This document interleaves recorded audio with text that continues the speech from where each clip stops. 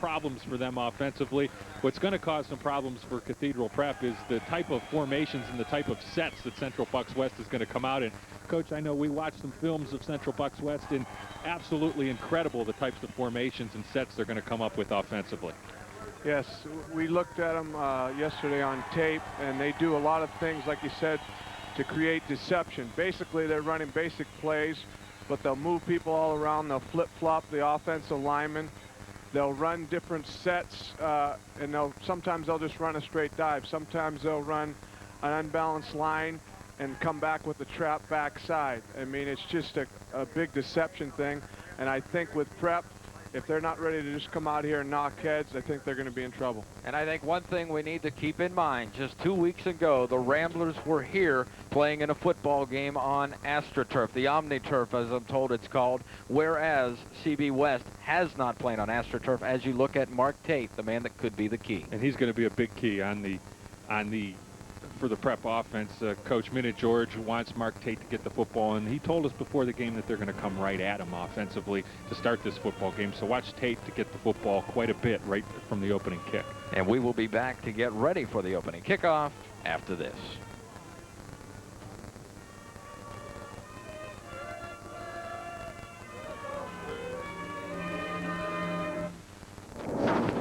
I'm Rob Vaughn of Channel 69 News. WFMZ TV Channel 69 is pleased to be working with Suburban Cable TV to bring you the PIAA State Football Championship.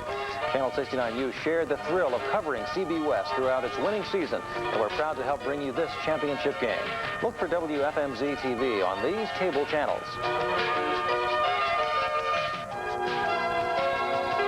The game was produced by WJET TV in Erie.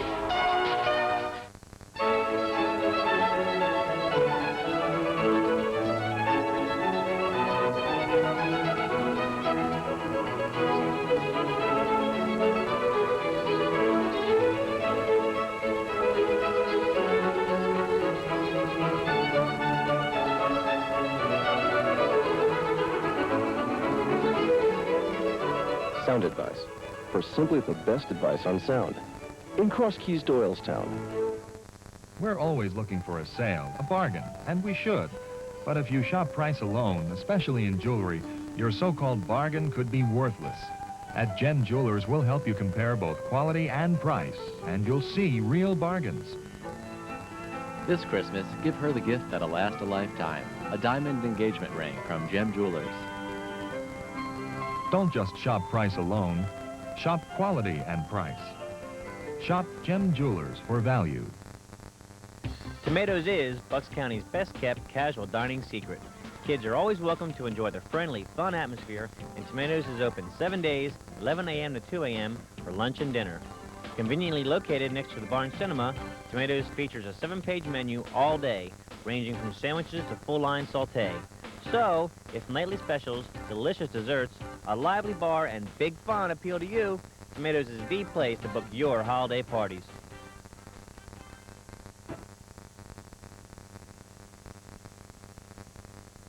As that just took place between the Ramblers and the Bucks of CB West, and the Bucks won the toss, deferring to the Prep Ramblers, possibly because of the wind that may play a factor in this game. I think that had a lot to do with it, and I think Prep wanted the football, though, to start this football game. They want to set the tone offensively. They want to pound with Mark Tate. And, Coach, what kind of strategy is you as a football coach, how do you like to see it? Would you like to get the football first, or would you rather send your defense out? Well, I think in a game like this, to get the football first might be to your advantage. If Prep can take the ball and start dominating on the line of scrimmage and banging it down their throat with the things they do best, I think that's going to take a little wind out of the sails of Central Bucks West, and I think it'll be to their advantage. The captains for today's ball game for CB West, Ryan Moore, Dave Binder, and quarterback Greg Moylan. Meanwhile, for the Prep Ramblers, the captains Mark Tate, Chris Feeney, Paul Schaff, and Pat McMahon. We're set for the opening kickoff. Back to receive for the Cathedral Prep Ramblers. Two men set up back on about the 2-yard line, and it's going to be Dorian Hager and Chantel Hilliard.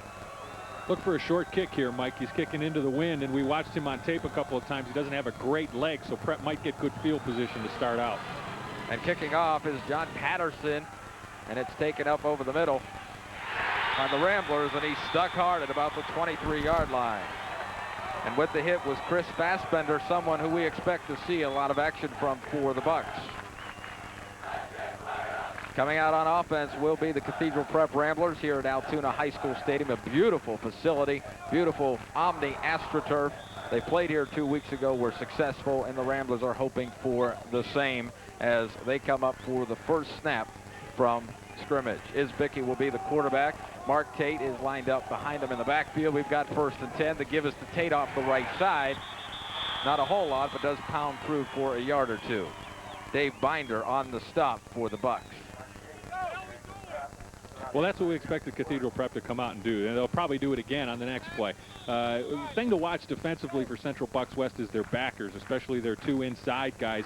Number 43, Fassbender, will shoot quite a bit, so watch for that, and then watch for Sweat filling in the holes.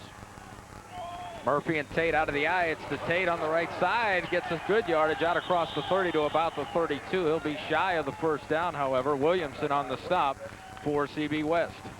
Brian, you were talking about the linebackers. I noticed that time we saw the Easton game yesterday, and 43 went every play. Well, right now, they're both in a read. They're both reading. They're not blitzing. Now, it's a little bit of adjustment from what we saw against Easton. And I think that's because Prep has the ability to throw the football. Easton did not. The give straight up the middle. Well, that's what we were just talking about. Now, they moved from a 3-4. They had a 6-man front.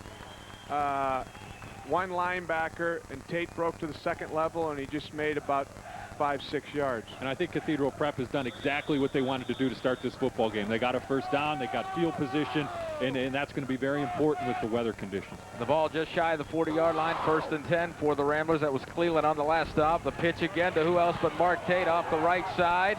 Powers his way and gets out across the 45. We'll call it the 46-yard line. Fassbender with the stop from his linebacking position. Again, overcast skies here. Temperature just under 50 degrees. We expect the temperature to plummet as the afternoon continues, with winds picking up, again possibly exceeding gusts of more than 50 miles per hour, which could help the Ramblers down the road because of the passing attack of CB West. But again, the Ramblers with the ball with a 2nd down and just over 5. We have movement on the line. All kinds of movement. They could get in anybody with this one. Central Bucks West whole defensive front was moving, then Prep's guys were moving. It just depends on the officials' judgment. I think we're going to see Central Bucks West shifting their people around. We already saw a drastic change from yesterday on the films. It looks to be like they're in a 6-3, and they just changed and they shifted one of the linebackers right before the ball. That's the point of confusion there. We had the offside penalty and went to like a 7-man front. Well, we talked a little bit how they're going to try and confuse Prep offensively, but they do try and do the same thing defensively, and I don't think that's going to affect Prep at this point. Prep is going to line up, and they're going to come at you balanced on both sides of the ball, use some unbalanced, and they're going to say, hey, you can play any defense you want. You have to stop. 2nd down and inches out of the eye for the Ramblers. Isbicki up under center, goes with the pitch to Tate on the outside, cuts back, gets across, gets a first down and more as he gets close to the CB West 45-yard line. DeLuca comes up and makes the stop. Good move by Tate to work back against the grain when he absolutely had nothing to go to the right. That was all second effort by Mark Tate. They had him for about a yard loss. Tate used his shiftiness a little bit, got free, and got the first down.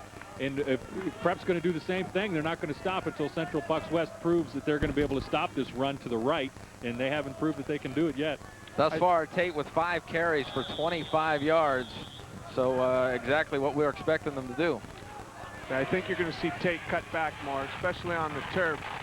The play before this, when he gained a couple of yards, he cut back across the grain, and he does that real well. And if they over pursue to the ball, they're going to be in trouble with him cutting back. Ryan Moore with good pursuit on that play stops Tate. In fact, he may have just picked up about a half yard. In fact, he may have even lost an inch or two on that play. So that'll bring up about a 2nd down and 10 for the Ramblers. Call the ball at the 46-yard line of CB West. Harry Isbicki, the quarterback. They are at the far hash, and they'll go out of the I formation again. Tate in the backfield. The draw to Tate up the middle, slips, keeps his feet, and picks up maybe a yard. Gets to the 45. Cleland comes up to make the stop. Tate doesn't slip, he's got at least 10 more, and probably a first down out of the backfield. Looked good hole there for the Prep Ramblers. The footing there hurt Prep a little bit. I think exactly what you said, Brian. I think that draw opened up perfect. I think if he wouldn't have been so excited and the field wouldn't have been a little damp, I think he could have gained about 10, 15 yards on that play. So we have third down, and we'll call it 9. No score yet. 8:57 remaining first quarter, and a movement on the right side. Looks like Feeney may have pulled. We do have an update from the AAA championship game. Conestoga has taken a 6-0 lead over the strong Vincent Colonels. We will keep you updated on the progress of that game, but the call will go against the Ramblers, so they'll back them up 5 more yards, and we're looking at a 3rd and about 14. This is our real first passing situation that Prep has been in, Coach, and what can we look for here? Well, Isbicki, like I said down on the field, Isbicki's thrown for about 1,050-some yards, and he's capable of throwing the ball. They just haven't needed to do it. And I think you're going to see him in a situation like this. He's going to be totally at ease, and he's going to throw the ball. Again, out of the I formation is Vicky, long count. The give around the right side on the reverse. And DeLuca with the stop. And it was Dorian Hager with the ball for the Ramblers. That's going to bring up a 4th down. Jim Sitter will come on to do the punting for the Cathedral Prep Ramblers. Back to receive the man they like to call the flea. Hopefully we won't find out why, for CB West. And Sonsini is certainly quite a back. Matt Sonsini, who was an All-State candidate back as a junior. Still a good drive for Prep. They got field position. They're not going to like what they're going to get on this punt because they get it in the end zone, so they only gain about 20 or 30 yards. But they prove they can move the football, and that's got to give them some good hope for the rest of this football game. But a beautiful punt for Sitter. Unfortunately, it carries into the end zone, and that will give CB West a 1st and 10 from their own 20-yard line. The first time we've seen them with the football.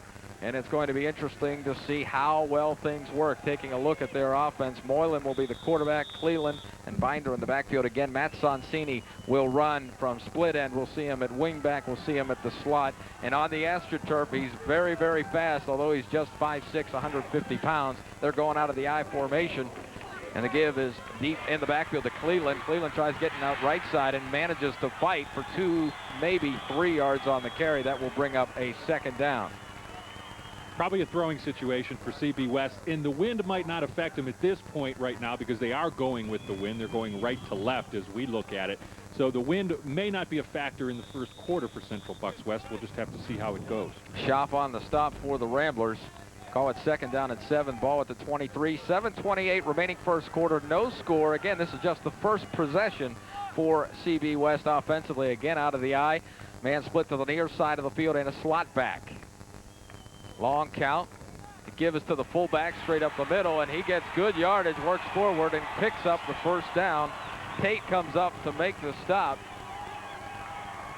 and that was Binder on the carry.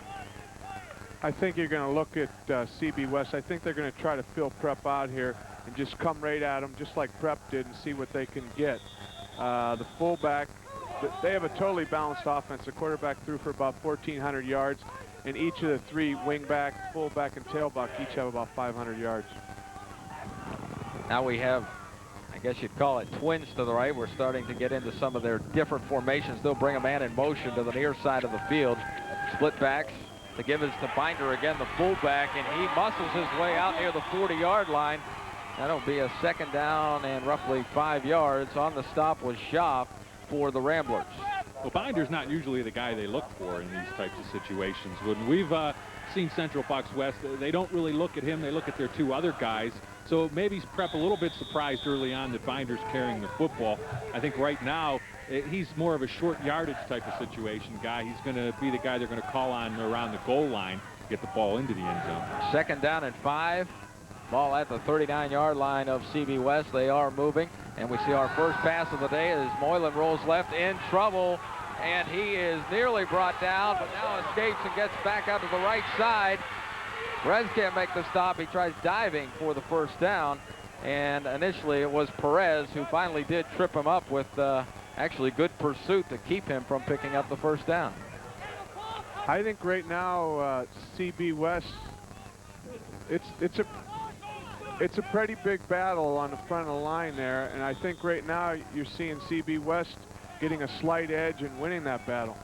And an update from the AAA state championship game. Our Strong Vincent Colonels have gone up by the score of 7-6 in the first quarter. Again, we are here in the first quarter. 5:27 to play. CB West with the ball. They give straight up the middle to the big man again, and he powers his way forward for the first down out across the 45 to the 47. It was Binder on the carry, and Pilatos makes the stop for the Ramblers. Well, that's not a good sign. When your guy that's playing in your interior defensive line is making a stop 5 yards past the line of scrimmage, that means he's getting knocked off the ball. And that, at this point, is not a good sign for Prep, because it looks like their defensive line might be getting knocked back a little bit. Ball at the 47-yard line. First down and 10 for the Bucks of CB West. Out of the I formation. Moylan is the quarterback, brings a man in motion, and it is Cleland coming in motion. The give this time is to the tailback, and that is Sonsini, the speedster, who gets out across the 50 down near the 47-yard line before he's wrestled down by safety Mark Tate. I think the emotions now are gone out of the football game. I don't think it's an emotional thing. They've played, 8 minutes now, and I think they're down to playing football. They're down to cracking some heads, and the pregame jits are probably history, and we're going to see a good football game, it looks, at this point. Gentlemen, do we look back to the last 2 weeks where the Ramblers were down 10-0 2 weeks ago and 14-0 last week in the first quarter? Has it become a stigma that first quarters are tough for the Ramblers? Well, I think Cathedral Prep at this point, I wouldn't worry too much about Cathedral Prep. Like you said, they've been down the last 2 weeks. Against State College, they were down by 10. Last week against Connellsville, they were down 14-0, and they came back. Whether it's just they need to get the cobwebs out, like he said, the jitters are out, and they just seem like they're kind of flat here while they're getting a little drive going. That was Cleland on the carry, picks up a first down, gets to the Rambler 38-yard line, so we'll call it 1st and 10 at Prep's 38. And CB West moving the ball and moving it effectively. So far, all of their gains have come on the grounds. We've only seen one pass attempt, and Moylan ended up keeping that one. The give straight up the middle, and Feeney is there for the stop. And again, they were going to the fullback Binder. We're seeing them go to him quite a bit. Yeah, I think what was really important on that play is they put a lick on the quarterback, and that's going to be very important. They're letting him know that Moylan, that the Prep's defense is not going to let him run that mini option that they ran that play and not get away without getting smacked. Moylan got put down hard on the turf, and sometimes that puts something in the back of your mind. Binder 4 carries for 23 yards to this point in the ball game, and Moylan will roll left, wants to throw, has time, lays it up in the air, deep downfield, and has Betz-Martin but can't complete it. A nice pass by Moylan, Pliskar there to try and break it up. Flat out dropped is the best way you can call that. We'll take another look at it. We watched Moylan on the films, and he's going to put some air underneath the football when he throws it long, isn't he? We were just talking about that before the game, and you'll see it right here. I mean, he threw the ball about 40 yards, but he gave the defensive back a little time to be under. It was a perfectly thrown ball. He should have caught it and scored. He's their best receiver, too. Betz-Martin leads the team with about a 21-yard average per catch, and I don't think they're used to seeing him drop many like that. And it is now 3rd down and 10. Ball at Prep's 38, 3:20 remaining first quarter. 3 setbacks, now the motion. They'll go with the single setback. Twins to the near side, split wide. As Moylan rolls left, looks for the little out. And he completes it to Cleland, but not for much gain because Liebel is there to stop it. In fact, for a slight loss on the play, and the Ramblers managed to stop CB West. That's a big stop, too, because Cathedral Prep came out, moved the football a little bit, and then they got stopped. Now the psychological edge is back to both teams on the same field of play. Neither team at this point feels they have an advantage. Both football teams know they are in the football game, and this one has got the makings of a good one, doesn't it? Certainly is shaping up that way. Again, no score with 2:45 to go first quarter. 4th down and 9. And back for the Ramblers is Dorian Hager, and Puskar back there as well. And it's a high punt. Fair catch signaled for at the 8 and taken for the Ramblers by Dorian Hager just inside the 10. And we will take a timeout with our score. Prep 0, CB West 0. 2:30 to go in the first quarter. We'll be back after this. Matlock, 5 times a week. Now you remember work. Betrayal, lies. No, it's still alive. Scott and I are lovers. Confessions, intrigue. I am the last person on earth who would have killed Catherine. Why is that? I was her husband.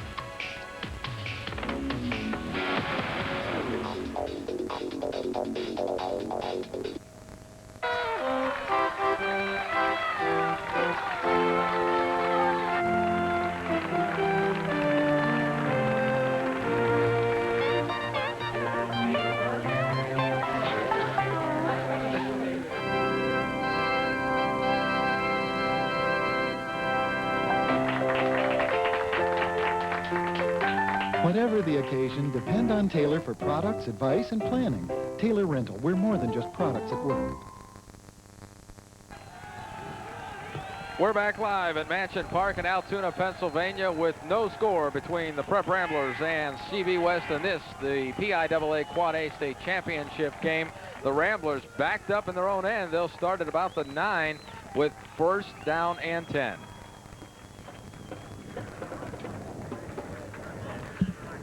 Harry Isbicki, the quarterback for the Ramblers. Mark Tate, the single setback. Split wide to the far side of the field is McMahon. The pitch goes to Tate, tries to get outside, now cuts back upfield. Nice move across the 15, 20, 30, and brought down at the 34-yard line. Coming up with the stop was Moore, and if Moore doesn't catch up to him, he could have been off to the races. No, he's still going if Moore doesn't catch up to him. The big thing on that run is it gets field position back for Prep. They're buried back there at their 8-yard line. CB West got a good punt. Cathedral Prep didn't get the good punt. Mark Tate, just a fabulous runner. Penn State, big on him. They'd like to bring him to State College. We hear, though, Penn State with an abundance of tailbacks, so maybe Mark might be getting moved if he does head to State College. The give straight up the middle. It's interesting you say that. The stop by Fassbender, the sports director at WTAGA, the folks helping us out with our telecast, Paul Alexander, is our spotter in the booth. And prior to the game, I think all he talked about was Mark Tate is coming to Penn State, isn't he? Well, what do we have to do to get him here? And got him all signed, sealed, and delivered, and hopefully he'll be in Happy Valley. We'd like to see him. So Mark Tate just may be playing in his neighborhood for this state championship game, but we're with 2nd down and 8 ball at the 36, 1:41 remaining first quarter.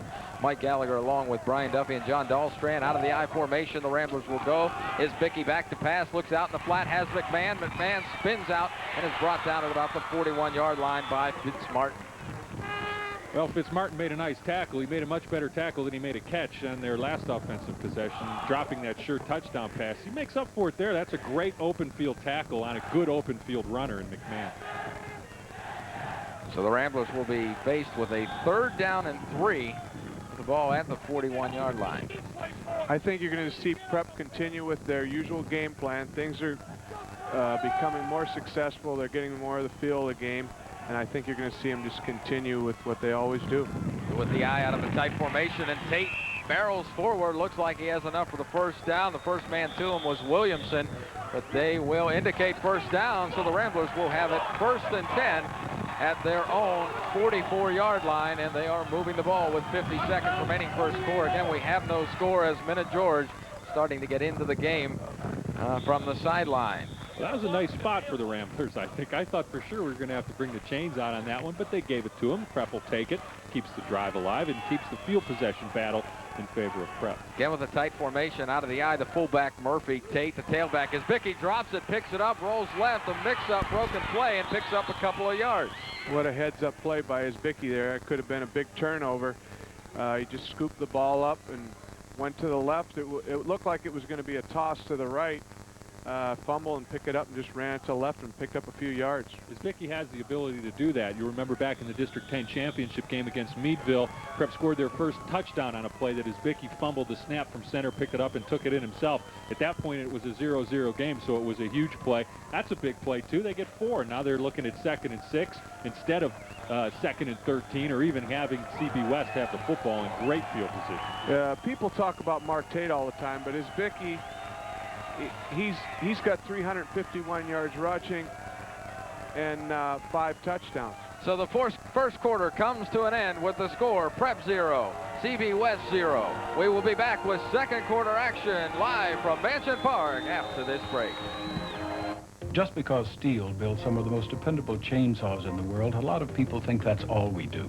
But all across the country, from the firehouse to the farmhouse, from ballparks to backyards, more and more homeowners and professionals have discovered that Steel power tools stand out in any field.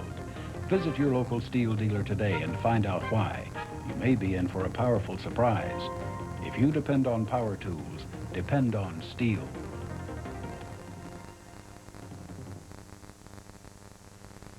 From Nike and its proud retail sponsor, this is the Nike Air Cross Trainer Low, the all-around cross-training shoe. Hey, Jerry, you get it? All-around shoe. I'm joking here with Jerry Rice, famous football star. Shoe for shoe, mile for mile, lap for... Ladies. Hey, Jerry! Did you see those hoops? Remember who brought you this experience? We're back live in Mansion Park. Mike Gallagher along with Brian Duffy and John Dahlstrand. No score as we begin to start the second quarter. Second down and 6. The ball at Prep's own 48-yard line. Take the single setback. Isbicki steps up under his center, Shapenko. This time the pitch goes out to Tate. Tate slips and falls. So he won't get anything on that pickup, and that'll leave the Ramblers with a third down. We'll call it 6.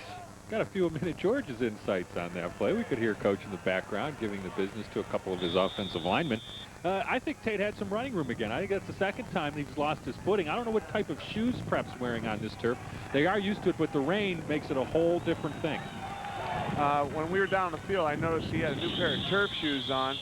Whether I think he's just getting so excited that he's losing his footing before he gets the ball, I don't know. And we have a flag on the play.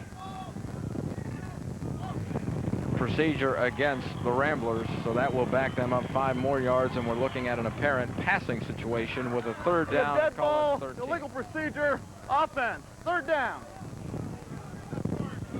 The referee of today's ball game makes the call, so it's third down and 13. 11:28 remaining second quarter. No score from Altoona, Pennsylvania. The wind picking up just a bit. Stiff breeze here, and the Ramblers with the ball. The fullback is Murphy. Isbicki the quarterback. Tate out of the eye. The fake pitch. Isbicki getting pressure rolling left, and it looks like he's going to be brought down from behind, and that will bring up a fourth down, and getting to him was Gordon to drop him for the loss, so the Ramblers will be forced to punt. It appeared as Isbicki didn't feel the heat coming from behind him. Didn't really have much time to throw on the rollout. They were looking for Tate on a quick out just around the first down marker. Nothing doing, though. Isbicki didn't seem to sense that he had any pressure coming from his backside. Well, like I said before, they're running the 3-4-4, but they have moved people around right now. Well, we're in a punting situation, but they appear to have a 5-man front when they bring those 2 outside linebackers up. Sitter's punt is fielded by Sonsini, and he's dropped immediately at the 24 by Sean Coleman. Great of the coverage. Prep Ramblers. Fantastic. That guy is very dangerous in those type of situations. All-State as a junior. Ramblers down. A good punt by Sitter. Didn't get it up in the air as much as he probably wanted to, because he probably would have got a little help from the wind if he did get it up in the air. But still a nice effort and a great effort by the Prep special teams. First quarter statistics, rushing, the Ramblers with 64 yards rushing, 5 yards passing, a total of 69 yards. CB West, 42 yards rushing, 1 passing for a total of 43. Leading rusher on the day, Mark Tate, 8 carries for 52 yards, 1 carry of 23 yards. Definitely the key to his performance thus far. And good coverage by the Ramblers to stop Moylan on that keeper, and Feeney was the first one through. That was a super job by the front line of Prep, and that's a key. We didn't really talk too much about the offensive and defensive lines of both these teams. Both these teams are similar in size. They're both 215, 220 across the front. So it's going to be a big battle across the front. I think they're evenly matched, and right there, Prep won it hands down. So Moylan will step up under center. the ball at the 24-yard line, 2nd down and 10. He brings Cleland in motion from the far side of the field, fakes to the fullback, rolls left, wants to throw, getting pressure, and he is hit hard by the Ramblers. Pilatos, who comes in to make the stop, and a big play for Prep's defense.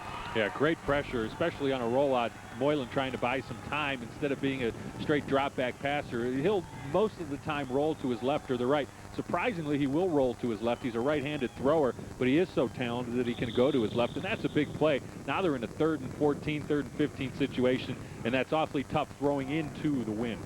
So 3rd down and 15, ball at the 19-yard line. Moylan up under center, single setback, doesn't like what he sees, and takes the timeout. So with the score 0-0 and 8:50 remaining in the first half, we'll take a break and be back with more after this. Yes, much as I love you, I must stay with him. He is old and feeble, and he needs me. But for him, I will carry you over yon garden wall and lift you over the wall. Oh, that I could cut these ties that bind me. Do not cry, my dearest. It was not meant to be. I had no right to win your heart. I had no chance to win your love. Have lunch with Lucy weekdays at 12:30 on Channel 69. O'Falley's Crab House in Warrington brings the shore to Bucks County with its casual dining, nautical ambiance, and Maryland-style hard-shell crabs. Stop by Tuesday nights for all you can eat. Monday night, it's a full-course lobster tail dinner for $12.95. Wednesdays are for steamed clam lovers, and Alaskan crab legs are the special Thursdays. But O'Falley's is more than just seafood. There's live entertainment Thursday through Sunday. You're more than welcome to call their friendly staff to find out who's playing that evening. Come see. O'Falley's brings the shore to Bucks County.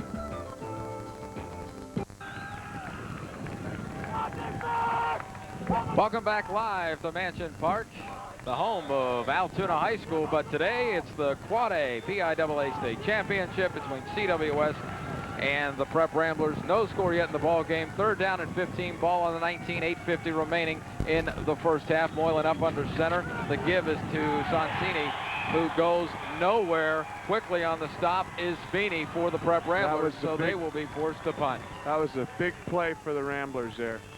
3rd and long, they're going to get good field position here. Great play by Feeney. Duff, we talked prior to the game about how confusing their offense could be, and you pointed out something from the videotape of the last game, how they were forced to use timeouts. Yeah, they had to use all 3 of their timeouts in the Easton game before the end of the half. They didn't have any timeouts late when they were trying to get in late in the half, and it hurt them. And we thought we might see the same thing. They're just, their kids seem to be confused at times offensively. The punt is a low liner. The fair catch signaled for and taken by the Ramblers' Chris Pushkar. So the Ramblers with excellent field position at the 45. So we'll take a break with the score. Prep's here. Forget it. We will keep it here for the time being at least, with no score in the ball game. 8:07 remaining second quarter. 1st down and 10 for the Rambler offense. And great field position at CB West's 45-yard line. Got to get something done here, I think. Good field position, going with the wind. The Ramblers got to get some points here, and I think they can take a little bit of charge of the football game. Is Bickey plenty of time over the middle, almost picked off. There to break up the play was Cleland, but definitely not a perfect pass. No, that was a rough one, and they've had the dropsies here, the Central Bucks West team. It's 2 balls they should have dropped. Watch, this one will hit Cleland right in a bad spot, right in the hands. He'll leave it on the ground. This is a guy that should have good hands, because if Moylan gets hurt, Cleland's going to be the guy that comes in and plays quarterback. So that's a surprising drop by him, and a surprisingly bad decision by Isbicki. Isbicki was looking for Sitter on the reception, and it was in this very park where Sitter had an unbelievable catch 2 weeks ago, where he literally went up and took one away from the defensive back. Couldn't do it here, but they go to the drop play to Tate, and Tate loses a yard on the carry. He is stopped by DeLuca in the backfield. 7:48 remaining second quarter. The Ramblers 0, the Bucks 0 in this Quad A State Championship football game. Head coach Minna George looking on. Along joining myself and Brian Duffy, John Dahlstrand, the head football coach at East High School. And coach, has this game been everything you've expected to this point? Absolutely. I think we've seen a good battle up front. Right now, neither team's making much headway. And it's a good one we have a fumble there. fumble with a flag down on the play. We'll see who comes up with it, and we'll see what the call is. And they are saying the Ramblers have possession, but now we'll see what the indication is from our officials. And it's going to be a legal motion against the Ramblers. They'll decline that. It'll set up 4th down, and Prep will have to give it up. So Sitter will come on to punt for the Ramblers. Wide receiver Jim Sitter, who also handles the punting, got a great punt off the first motion penalty quarter. against the offense. Refused. 4th down.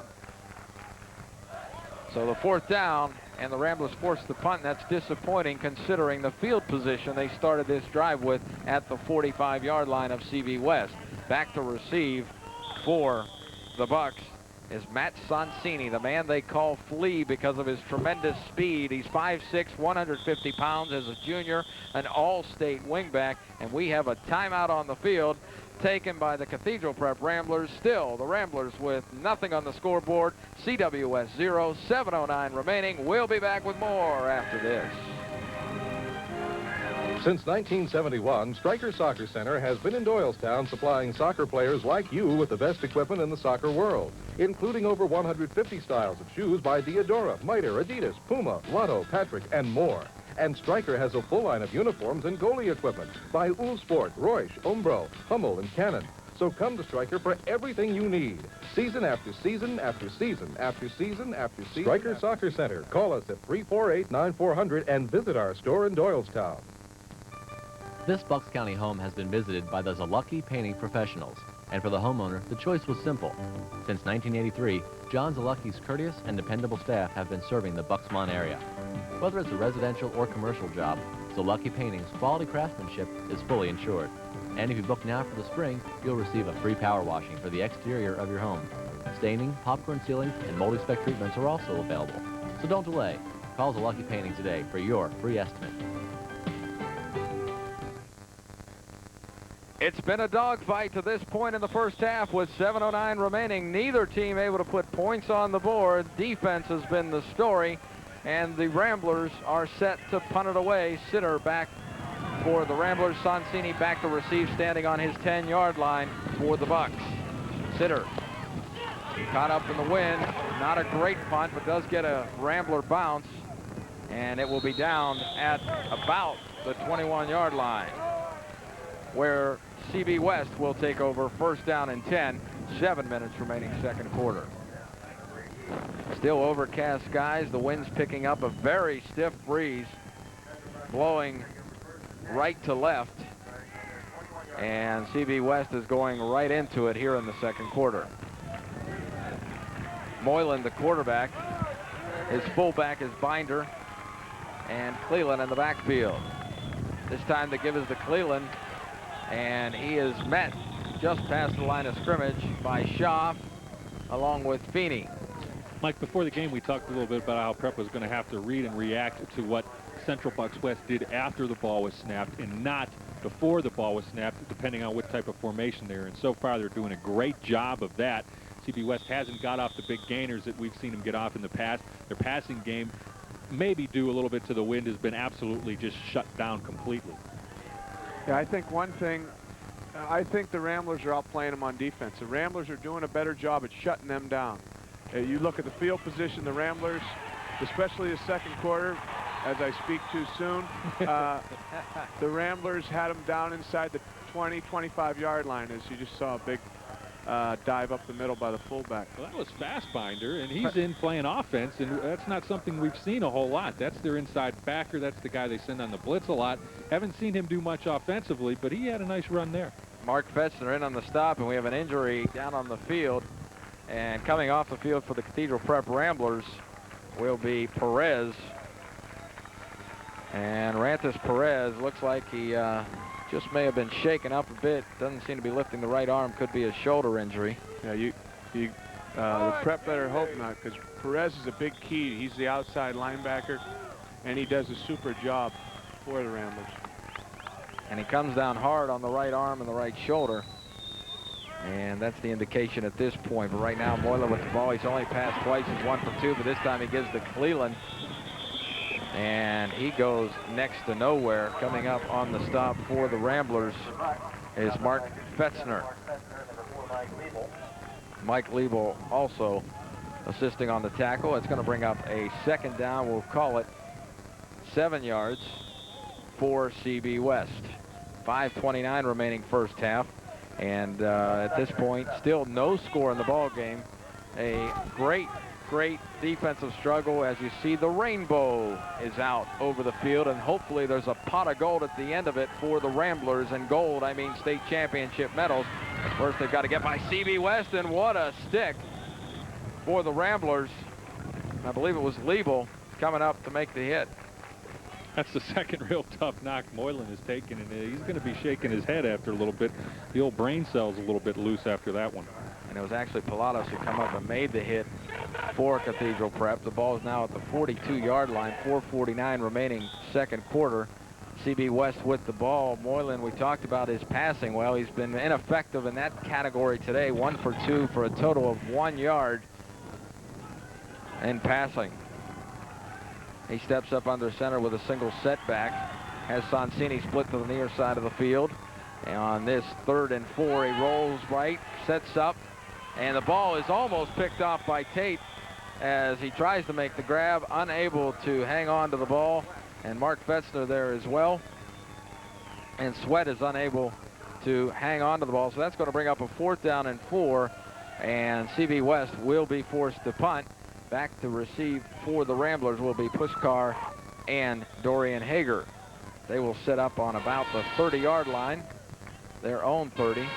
Still enough time, I think, for Prep to get something done offensively in this half. Obviously, they're not going to be able to come out and put the ball up in the air with the wind like it is, but with 4:24 left, all their timeouts left in the way that Tate can break a big play at any moment, I think there's still enough time for Prep to get on the scoreboard and get a big advantage at halftime. Fitz Martin standing on his 30 to punt it away.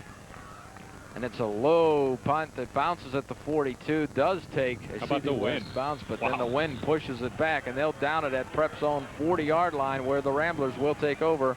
1st down and 10, 18 yards on the punt for Fitz Martin and CB West.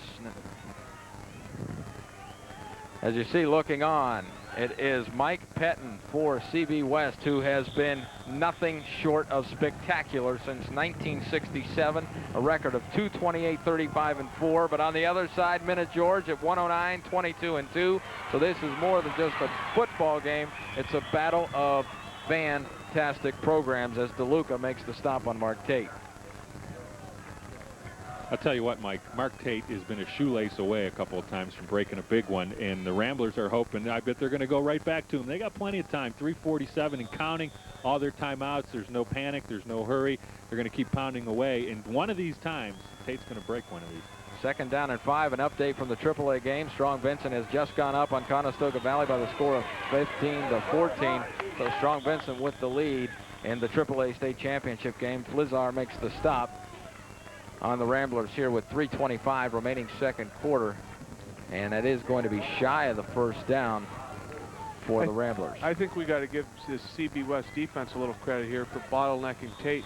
As we've said earlier, I mean, Tate can go at any time, but they've kind of bottlenecked him down, except for a couple runs where he picked up 15 and 10 yards. He really hasn't done that much for him. It gives straight up the middle to Murphy, and Murphy looks like he has enough for the 1st down as Fassbender comes up to make the stop, and the officials will check it out, and they do now signal 1st down for the Ramblers. Tate on the day, 13 carries for 58 yards, leading the way, the leading rusher for Cathedral Prep. In fact, for both clubs, we have now 1st down and 10, the ball at the 50-yard line. Out of the I formation, power I that gives straight up the middle of the 1st man through, Dorian Hager, who breaks through nicely and gets out across to the 42-yard line. Flizzer is there to make the stop. That will be 2nd down and short for Cathedral Prep. Well, that's one of the benefits of having a guy like Mark Tate in your backfield. You give it to Tate, you give it to Tate, you give it to Tate, you pound, you pound, you pound, and then you give it to Hager while everyone's keying on Tate, and you get a big play. Sitter split to the near side. The pitch goes around the right side, and he could break this one. He gets out across the 35, but it is enough for a 1st down. Fassbender on the stop. And Mark Tate with a nice pickup for the Ramblers, and the Ramblers are moving with 2:17 to go here in the first half. Still no score in the ball game, but they do have 1st and 10 at the 35, and with the wind the way it is, you definitely want to get all the points you can while you have the wind at your back. I think they're going to be disappointed if they don't get something off this drive with the amount of time that's left in the way they're moving the football right now. The pitch goes to Tate. He breaks a couple of tackles and gets out near another first down at the 25. Williamson finally brings him down. It looks like it'll be just shy of the first down. They'll spot it at about the 21-yard line. He needs to get to the 20 with 2:03 remaining in the second quarter. The Ramblers are driving. Still no score. We'll take a timeout and be back with the remainder of the first half after this.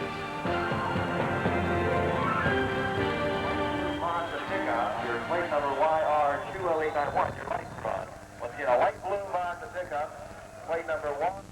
At Channel 69 News, we know the value of fast and accurate reporting, and we know that takes experience. That's why we've got people like Janet Bassel. After 4 years in radio journalism here in the Valley and 7 years following the news on Channel 69, she has earned awards from both the Associated Press and the Pennsylvania Association of Broadcasters. Janet knows where the stories are, who to talk to, and how to get the facts.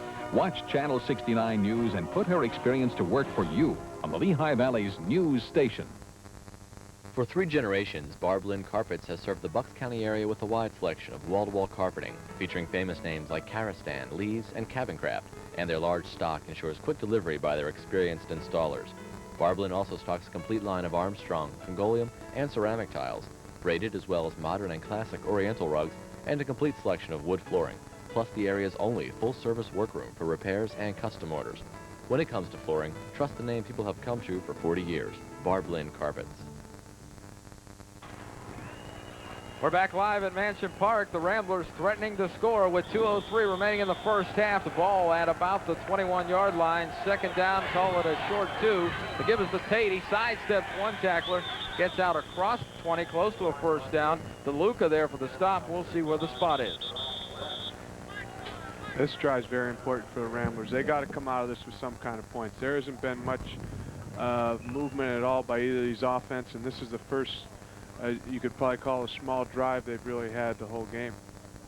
And as you look down the sideline of the Cathedral Prep Ramblers, again trying to get the first points on the scoreboard, 1:55 left to go in this first half. Neither team able to put it in the end zone. They're measuring for the first down, and it is close, and yes, they have got the first down, so it'll be 1st and 10 for Prep just inside the 25-yard line.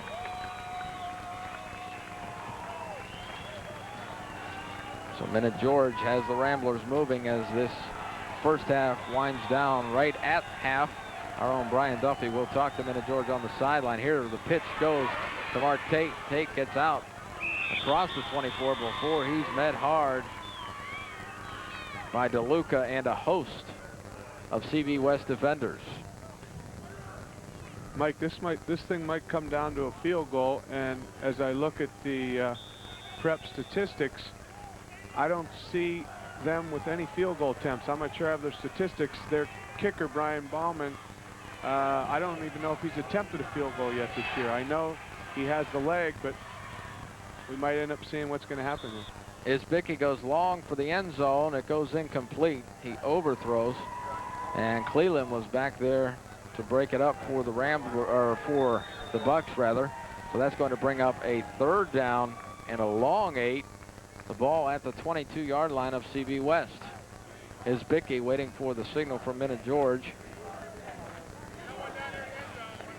And on 3rd down conversions thus far, Prep is 3 out of 5. So the odds in their favor at this point. Sitter split to the near side of the field. Tate the deep man. The give on the reverse around the left side. And down to the 15-yard line goes Coleman. And he's brought down by DeLuca, and he'll be shy of the first down. That's going to bring up a 4th down and 1, and Minna's been known to go for it, and it looks like that's what he's going to do here. I don't think you'll see Minna kick a field goal here, as you can see. He'll go for it. Tate the deep man. The give is to Tate. Sidesteps, fights forward. The spot of the ball is going to be crucial. That's going to be real close here, Mike. I don't know. Minna George and the Ramblers seem to believe they have it, and the referee indicates that they do, so a good move by Minna George, and it is now first down and 10. 46 seconds remaining in the first half. The ball at the 14-yard line of CB West. Isbicki comes up under the eye. Sitter split to the near side of the field. Isbicki pitches wide to Mark Tate. Tate cuts back, makes it out near the 10-yard line solely on second effort. Gordon on the stop for CB West. Time running down, under 30 seconds remaining first half. They're not stopping the clock. Isbicki trying to get the Ramblers up under center. With Sitter split to the near side again out of the I formation. Fakes the pitch, rolls left, looking downfield, getting pressure, fires, and it is almost picked off, and Sitter makes a nice try, but it will go incomplete with 13 seconds remaining in the half. And the Ramblers faced with 3rd and 8. Flizzar there to break up the pass.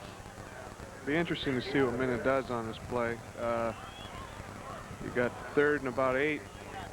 Is he going to throw the ball? He ran the reverse last time on the play, and they picked up enough to get him close enough to get the first down. And taking a timeout will be CB West. They don't like the situation either with 3rd and 8. The ball at the 12-yard line. The Ramblers threatening to score. Minna George goes out to talk to his quarterback and his troops on the field. 13 seconds remaining first half. 3rd down and 8. Ball at the 12-yard line. Ramblers trying to punch it in, and now it's desperation time. And definitely a very crucial down or 2 coming up here for Minna George and the Ramblers. Absolutely. And I think, you know, we talked about Coach Pettin's spectacular record, but we also have to talk about Minna. Minna's the most winning coach in Rambler history. He's over 80%. And if you look at both their schedules, being from the West, we're really not familiar with too many of their opponents, but we do know that some of Prep's opponents are the best teams in the country. And time again, they're beating these teams. On stats for us today, Charlie Fisher, and again, as I said before, Paul Alexander, our spotter from WTAJ here in Altoona. But now the Ramblers getting set to go as CB West takes the field and trying to stop the Ramblers on 3rd and 8 with 13 seconds to go in the first half. They'll go out of the I formation. They split Sitter to the far side of the field, McMahon to the near side of the field. The ball at the 12-yard line, dropping back to pass. Now the give on the draw to Mark Tate. Tate gets out across the 10, stays on his feet outside the 5, dives into the end zone, and he crosses the goal line for the touchdown. And the Ramblers have taken the lead with just 5 seconds to go in the first half of play by the score of 6-0. Tate lunging forward, making a super second effort again to get the touchdown. Absolutely, you hit it right on the head. His second effort's what got him into the end zone. He was tied up on about the 5-yard line, and he just kept his feet banging, and he banged it in on the outside. And here you see it again. Tate getting outside, great second effort, and manages to get all the way to the end zone, lunging forward. On to kick, Brian Bauman. Blocked. And it is blocked, so the score will remain 6-0. Bauman with trouble on that one, but the drive took 14 plays. It lapped 60 yards, 4 minutes and 11 seconds, and it was capped off by a 12-yard touchdown run for Mark Tate. So a super time-consuming, well-planned out drive by the Ramblers here late in the first half to take the lead 6-0. But Bauman having the kick blocked, so it will stay that way with 5 seconds remaining. Bauman will kick it off for Cathedral Prep. And in a game like this, that blocked extra point could come back and haunt him. It looks like it's going to be a close-scoring game, and you miss the one-pointer down the road, you might have to go for 2.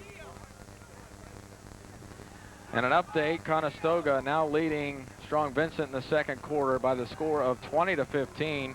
John Evans will be back at the studio at halftime and will update us on the situation from the AAA state championship game. Bauman gets set to kick off for the Ramblers with just 5 seconds remaining in the first half. 6-0 our score. The Ramblers with the lead in this, the PIAA Quad A state championship game. And back to receive, the man they like to call the flea for CB West, Sonsini. And Bauman kicks a squib kick, taken by one of the upbacks. He can't handle it, now picks it up. Binder And he carries it forward out across the 35, and the first half comes to an end, and the Ramblers have the lead by the score of 6-0. Our Brian Duffy is down on the field trying to line up Minna George, and Minna George will wait for his team to come off the field. And to this point, they have been simply superb defensively and able to get some points on the board here late in the half on with just seconds remaining in the half, and Brian is now down with head coach Minna George. Duff. Coach, you got to be extremely pleased to get the 6. I'm sure you wanted the extra point for 7, but you got to like the way the half ended. Yeah, you know, we're happy. You know, we took a gamble. We haven't been throwing the ball for a while. The wind's floating it a little bit. So we went to gamble, we went to draw. We had one timeout left, and we were going for the field goal. Great run by Mark. The line did a great job, and we're going to make a few adjustments now coming up in halftime. Yeah, you're moving the ball well with Tate rushing. You're probably going to stick with that, aren't you? Yeah, we're going to try to stay with it. We got to get a couple of things. You know, we got to get back to the wishbone, run some options, but we're just missing somebody somewhere. We're going to straighten out at halftime, see if we can come out and stretch that field a little bit because they're coming hard on the right side for us. So make a few adjustments. Okay, Coach. So far, so good. Thank you. So it's halftime here, Michael. 6-0. The Ramblers with a great drive at the end of the half to get those points, and that's got to give them the obvious emotional lift going into the half. And we will see what happens second half. It's certainly been a great one thus far, but as you said, Duff, the Ramblers with the lead at halftime by the score of 6-0. We'll take a break, and then John Evans will be with you live from the studio, updating you on the AAA game and other news, and recap the highlights from this first half. Stay with us. A lot more exciting Quad A PIAA State Football Championship action to come after this.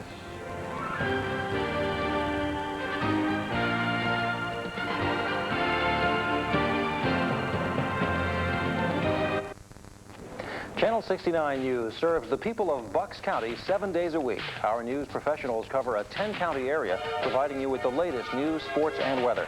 You can find us on Suburban Cable Channel 45 in Jamison, Suburban Cable Channel 4 in Sellersville, and on Channel 49 on Bridge Cable TV. WFMZ TV Channel 69 is proud to help bring CB West football to the fans of Bucks County.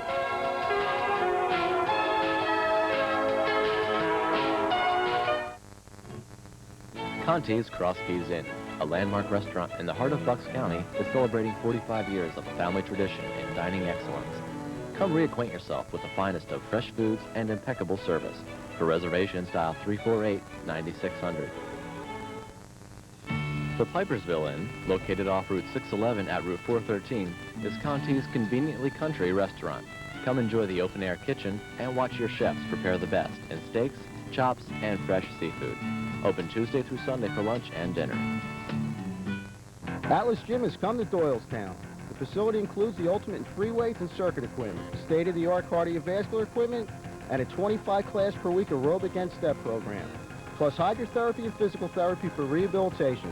Why not call Atlas Gym today for a free trial? Only Doylestown's best sports bar can stage the best football party. Buy a 14-ounce Eagles mug for $3 with dollar refills every Sunday and Monday of the season. During the game, enjoy 50-cent hot dogs plus Eagles and NFL prize giveaways. This fall, don't drop the ball. Check out the Amber. Now is the time to plan your holiday gift giving. So plan to visit the Dry Sink at our new location in New Britain. The reason? A great selection. We simply have more to choose from. Good gifts, good prices too. Visit the Dry Sink, Route 202. Repco has been the name to trust for all your foreign car part needs since 1976. Open Monday through Friday, 9 to 5:30, and Saturdays, 9 till 2 for your convenience. If we don't stock your part, we'll have it within 2 days. Repco, the name to trust for your foreign car. Before or after the game, drop by Mike Carey's New Britain Inn for the area's best hard-shell crabs, fresh seafood, and sandwiches. With 11 beers on tap, we offer the area's largest selection of drafts. Open 7 days a week, you're sure to see a friendly face at the NBI. What is Suburban Community Television? It's TV made exclusively for the Bucks County area. It's things to do, places to go, and people to meet. It's you, it's me, it's some guy playing the piano. It's people sitting in chairs and talking about stuff. It's informative, it's art and culture. It's a whole lot of sports. Whoa! Yeah. It's hypoallergenic, contains no artificial preservatives, and it's hours of fun for the whole family. Suburban Community Television. It's great local TV programming. Serving portions of Bucks and Hunterdon counties with quality local programming, this is Suburban Community Television.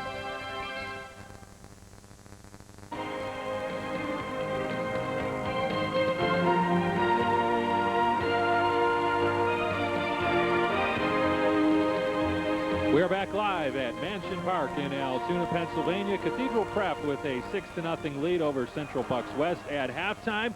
We're now able to take a look at the halftime stats and see how this one shapes up so far. I think the first thing that'll jump out at you when you take a look at the stats is the fact that passing yards for both teams.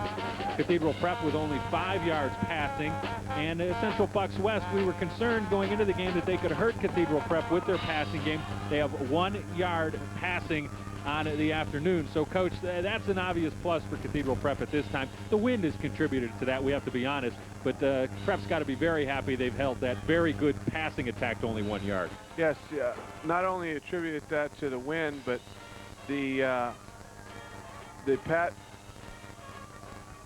Here, we'll take a look at the stats now. 1 first down for Cathedral Prep, 7 first downs for Central Bucks West. 28 rushes for 114 yards for Prep, 15 rushes, only 60 yards for Central Bucks West. Yards passing, 5 for Cathedral Prep and 1 for Central Bucks West. Total yards, not a whole lot of offense from either team, but the Ramblers are getting it done a bit on the ground. 119 total yards to 69 for Central Bucks West. Only 7 passes attempted, and that's a lot to do with the win. Cathedral Prep 1 for 4, Central Bucks West 1 for 3. We knew both of these teams were great executing teams. No turnovers for both teams. Time of possession pretty even. The Ramblers with that long drive to close out the half and take that 6-0 lead with a bit of an edge in that department. Penalties. Same thing we talked about with turnovers. We didn't expect a lot of penalties from either team. Cathedral Prep 2 penalties for only 10 yards. Central Bucks West 1 penalty for 5 yards. Third down conversions, the Ramblers at 50% and Central Bucks West at 25%. And I guess the story of this game has been defense. Give some credit to the win, but also give a lot of credit to both of these defenses. Looking at the Cathedral Prep band down on the field performing here at halftime. Both teams are back out on the field. And I think an interesting note, gentlemen, the coaching staff here in the box for Cathedral Prep working their way up from the halftime locker room. Their major concern coming in back into the booth is what's happening with the Strong Vincent Colonels. As we know, 20-15, I believe, is the score now.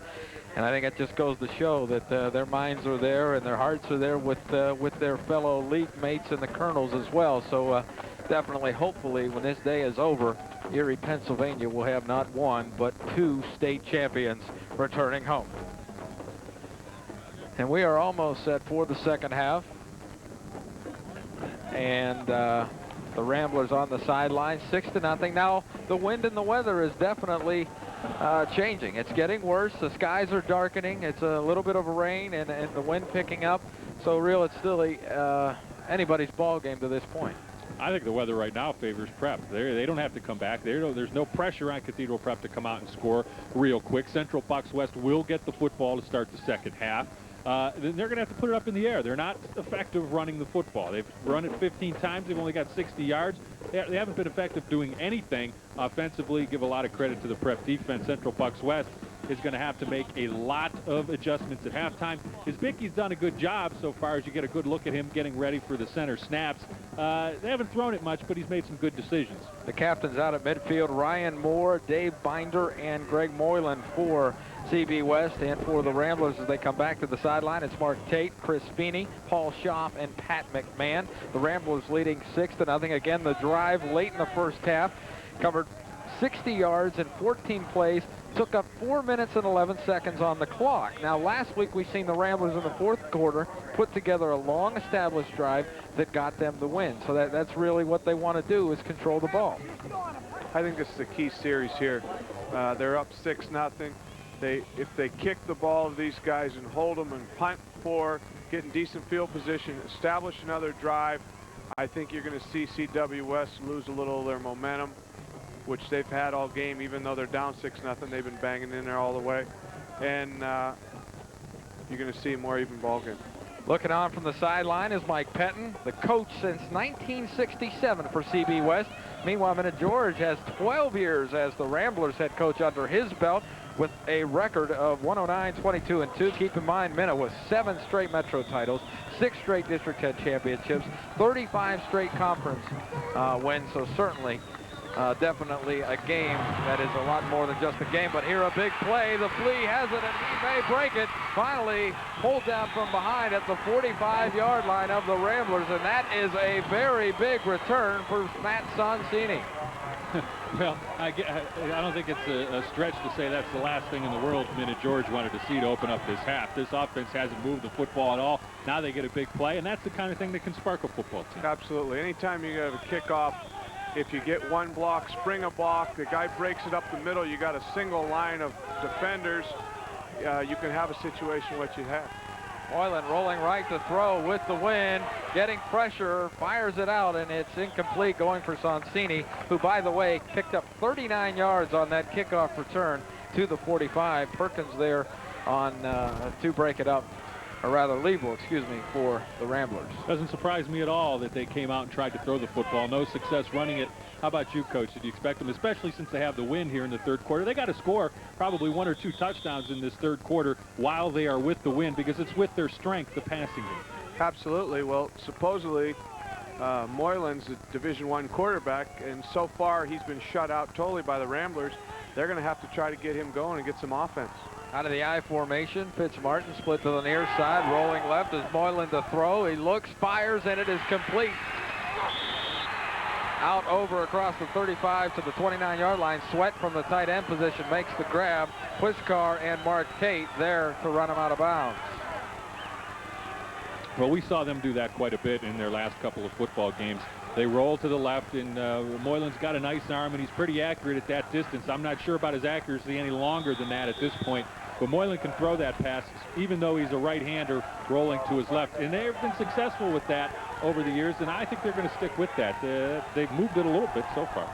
Ball on the 27, 1st and 10, 11:30 remaining third quarter. The Ramblers lead 6-0 out of the I formation. Men split to either side to give us to the deep man, Cleland, and he doesn't get much. He's brought down. Well, those couple passes really open it up for him. Now they're kind of moving around. They're running the ball a little bit, passing the ball. That time they ran a draw, and it's got Prep a little bit on edge now, not knowing what to expect. Levo on the stop for the Ramblers. So that brings up a 2nd down and 9 at Prep's 26-yard line. Moylan, the quarterback. Fitzmartin now splits far to the right side of the field. They change formation. Single setback, man in the slot position. Sweat split to the near side, rolling right, and the pressure coming. He gets it out and dropped by Fitzmartin. Coleman out there to break up the play. That was a big blitz by Liebel. Liebel came in number 4 and laid a big hit on the quarterback. Coleman's got a nose for the ball, too. When that thing's in the air, he knows where to go. We were talking about that earlier. You start throwing the ball like crazy, Cathedral Prep will come down with it. Perkins has 8 interceptions. Tate has 6. Tate also returned 2 of those back for scores. So that brings up 3rd down and 9. The ball at the 26-yard line. 10:47 remaining third quarter. The Ramblers lead it by the score of 6-0. Single setback in tight.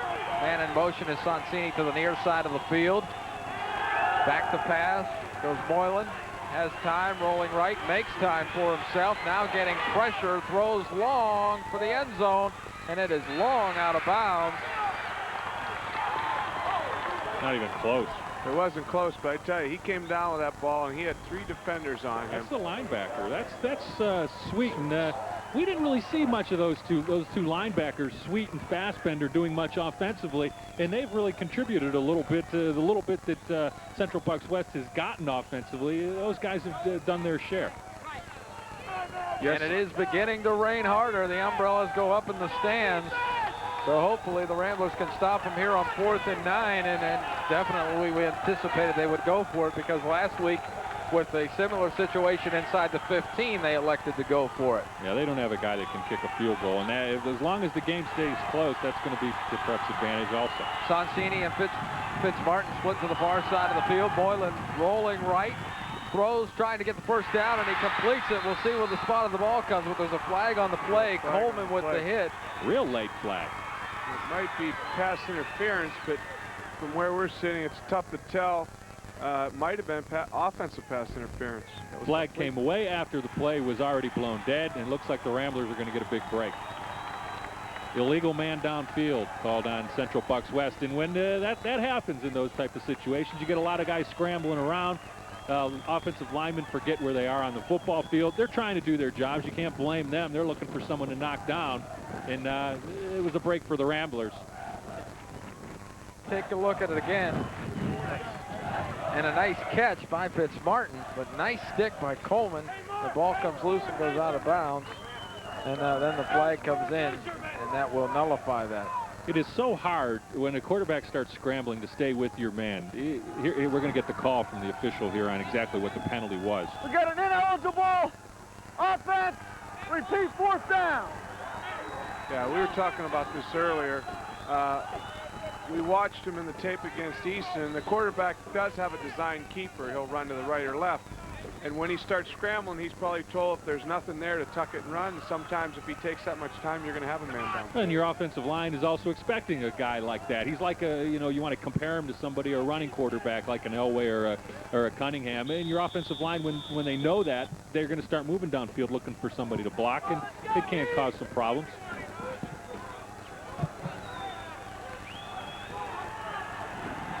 Fitzmartin to punt.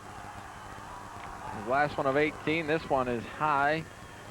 And a fair catch called for, but it will bounce and go into the end zone for a touchback. So the Ramblers will have it 1st and 10 from their own 20 here in the 3rd quarter of play, leading by the score of 6-0 with the score, again 6-0 with 10:10 remaining. We'll be back with more after this. Travel First Limited announces several outstanding vacation values. Orlando, 4 to 7 day packages from $393. Bermuda, 7-night packages from $559. Cancun, 4-night packages from $419. London, flights as low as $199 each way. Puerto Vallarta, 50% off the second person. Hawaii, 7 nights in Waikiki from $799. Cruise deals available for many sailings. Call Travel First Limited for more details. 797-1111. Bucks County's best-kept secret isn't a secret anymore. The Warrington Motor Lodge is your perfect getaway from the everyday. All rooms are tastefully decorated and moderately priced. For that special evening for two, book their premier suite with an in-room whirlpool. And why not bring along 500 of your closest friends? The Warrington has banquet and meeting facilities to accommodate from 30 to 500 people. Don't forget to stop by Generations for casual dining at its finest. So for dining, lodging, weddings, meetings, banquets, reunions, and celebrations, the Warrington.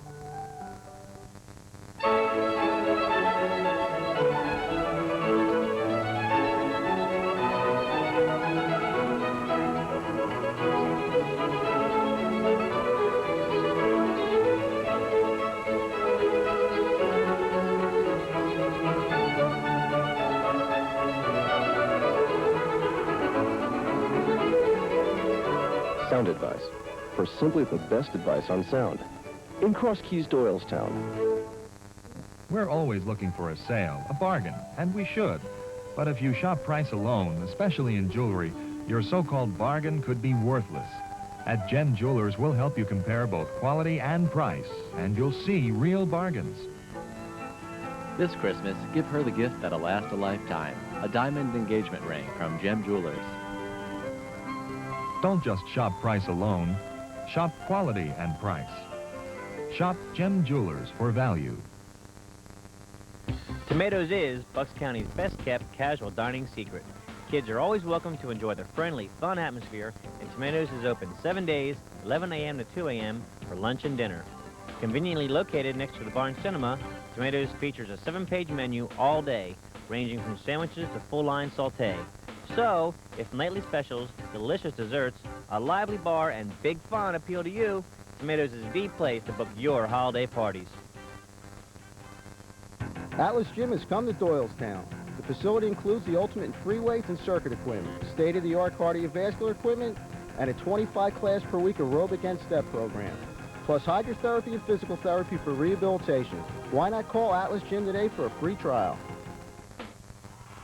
Attention, local businesses. Now is the time to sponsor our exciting winter sports season. Reach over 80,000 homes in Bucks, Montgomery, and Hunterdon counties. Beginning in January, Suburban Community Television will cover the best local high school and college winter sports matchups featuring basketball, wrestling, and ice hockey. We can't do it without your advertising support. Call today to receive a winter sports sponsorship package.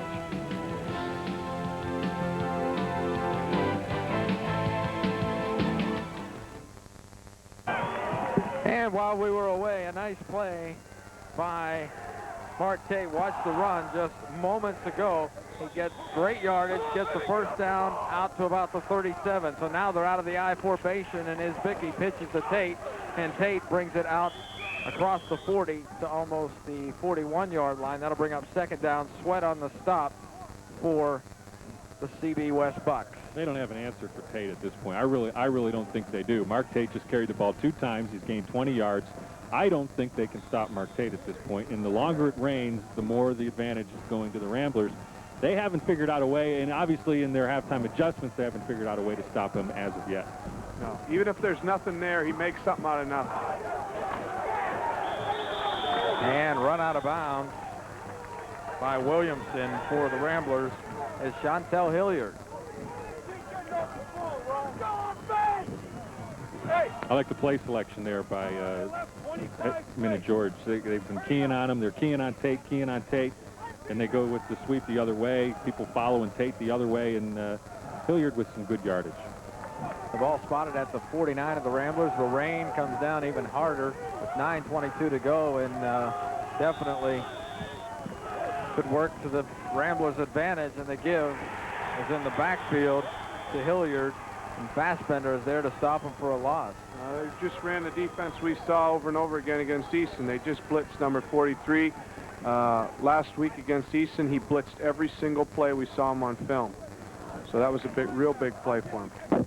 So the Ramblers now in punt formation. Sitter will come on to punt for Cathedral Prep, and Sonsini will stand back at about his 30-yard line awaiting the punt. And Sitter is standing at about the 29. Snap is there, and the punt's away. Sonsini stepping up under it, takes it at the 33. Perez slips, and he doesn't get much further, however, out across the 35 to maybe the 36 or 37-yard line.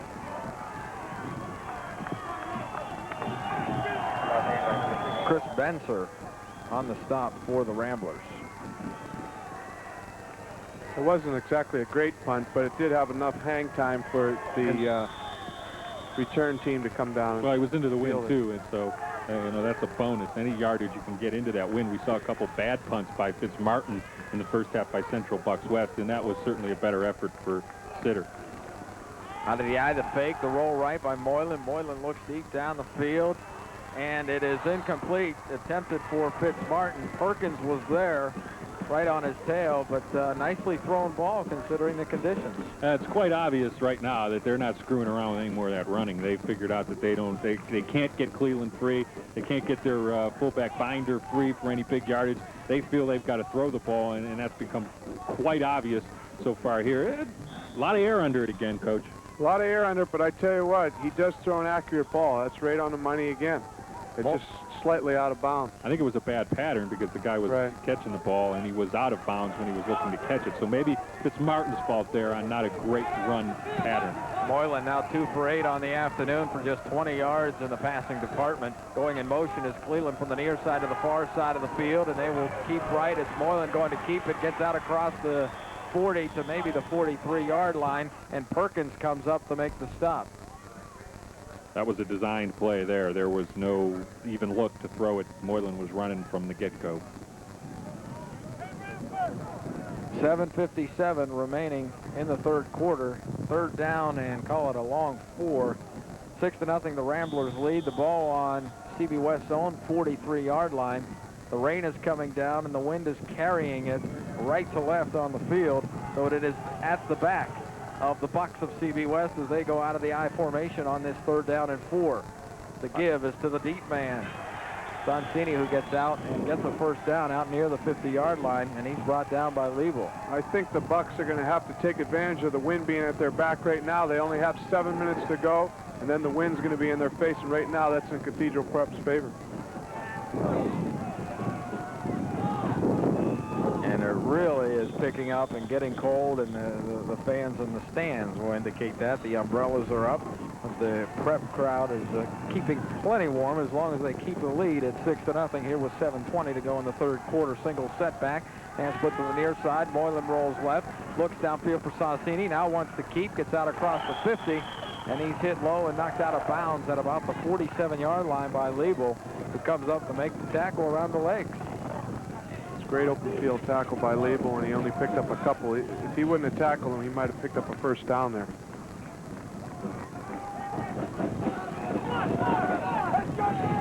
Second down and a long 6 for CB West. And quarterback Greg Moylan, who they say is a Division I prospect because of his great mobility, his ability to throw the ball and run with the football. He brings a man in motion. It's Cleveland coming to the near side and the short side of the field, but the give is to Sonsini. One man slips and falls. He gets out across the 45 to the 44, and finally coming up to make the stop is Perez, Ramphis Perez, who earlier in the game you saw left with an injury.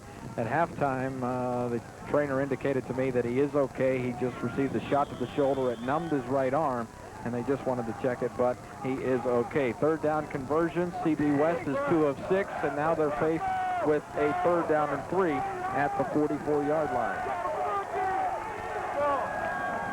Moylan with a long count. They're in tight. He brings Cleveland to the near side. Single setback. The give is on to the fullback, straight up the middle, and he powers forward as Binder is finally stopped by Perkins out near the 30-yard line. We saw Binder early in the game effective. They went away from using him. Now they're coming back to him. Well, I think they stuffed the run so much early in the game. Binder did have a couple of good carries. They only had 60 yards rushing, though, in the first half. So they went away from it a little bit. They can come back to it now because they've loosened Prep's defense up just a little bit with the threat of that pass and with the threat of Moylan taking the ball around at the end. Binder does have 37 yards on 5 carries, so that's not too bad. Binder doesn't have much speed, but he's a very powerful runner. As you can see him move again for about 5 yards. So again, it's Binder straight up the middle, and he gets it out close to the 25-yard line. 5:21 remaining third quarter. 6-0, the Ramblers with the lead. And we'll call it second down and about 5 for CB West. Bringing in the play is Cleveland. As the Ramblers looking on with their fans. A good crowd making the trip from Erie, Pennsylvania. In this cold, rainy afternoon here in Altoona, Pennsylvania from Mansion Park. The give is the Binder, the fullback. Nice carry out across the 15, inside the 10, and still on his feet. Coleman made the initial hit on him, but it took a few Ramblers to bring him down. I think if he would have kept his feet moving down there, he could have made an extra 5 yards. The kid's obviously tough to stop, and there was a nice hole, great blocking up front there. And the Ramblers got to get settled down and get their defensive line back on the field. Betzner finally corralled him to bring him to the turf. And it's now first down and goal at roughly the 9-yard line. They like to throw in this situation. They'll like to get Moylan on his way on the roll out either left or right, preferably to the wide open side of the field, so he'd be rolling to his right. We've also seen him go with Sonsini in these types of situations on a pitch out. That wasn't very effective the time we saw it in a goal line situation. But look for anything here. They're not afraid to throw it in this situation. So they have it just inside the 10-yard line with 4:40 remaining third quarter. First down and 9. Moylan, the quarterback, has Cleveland in a slot position to the near side of the field. The give is in the backfield. And Feeney with the stop. That linebacker carrying the football against Binder. He's really surprised at that. That's one thing Central Bucks West has done this afternoon that has surprised us a little bit. They're playing quite a few people in the backfield and giving a lot of people a look at the ball. And I think with the quarterback rolling out the way he does, it buys him a little extra time, and he does have decent feet. Second down and 7, the ball at the 7. Under 4 minutes to go. To give the pass Bender again, and he gets out across the 5. Feeney is there once again to make the stop. So that's going to bring up third down and either a long 4 or maybe close to 5. And it is third and goal, but it is still 5 yards from the goal line. I think it's safe to say right now this is probably the biggest play. Well, you know what? They are going to go for 2, so they are going to go twice. I don't think they're going to try and kick a field goal in this situation. And they take a timeout, so we'll do the same with the Ramblers leading CB West by a score of 6-0. Stay with us. We're back with more after this. At Channel 69 News, we know the value of prompt and accurate reporting. That's why we put Nancy Bessman to work for you with 6 years of broadcast journalism experience, including a 24-hour news station. Nancy has the experience to get the job done right. Tune into Channel 69 News and put Nancy's experience to work for you. Weeknights on Channel 69, the Lehigh Valley's news station. Only Doylestown's best sports parks stage a best football party. Buy a 14-ounce Eagles mug for $3 with dollar refills every Sunday and Monday of the season. During the game, enjoy 50-cent hot dogs plus Eagles and NFL prize giveaways. This fall, don't drop the ball. Check out the Amber. Now is the time to plan your holiday gift giving. So plan to visit the dry sink at our new location in New Britain. The reason? A great selection. We simply have more to choose from. Good gifts, good prices too.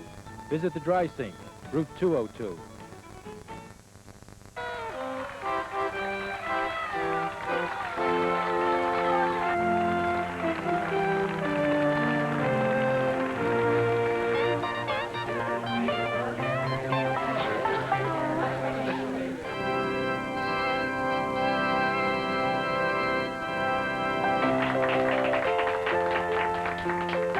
Whatever the occasion, depend on Taylor for products, advice, and planning. Taylor Rental, we're more than just products at work. From Nike and its proud retail sponsor, this is the Nike Air Cross Trainer Low, the all-around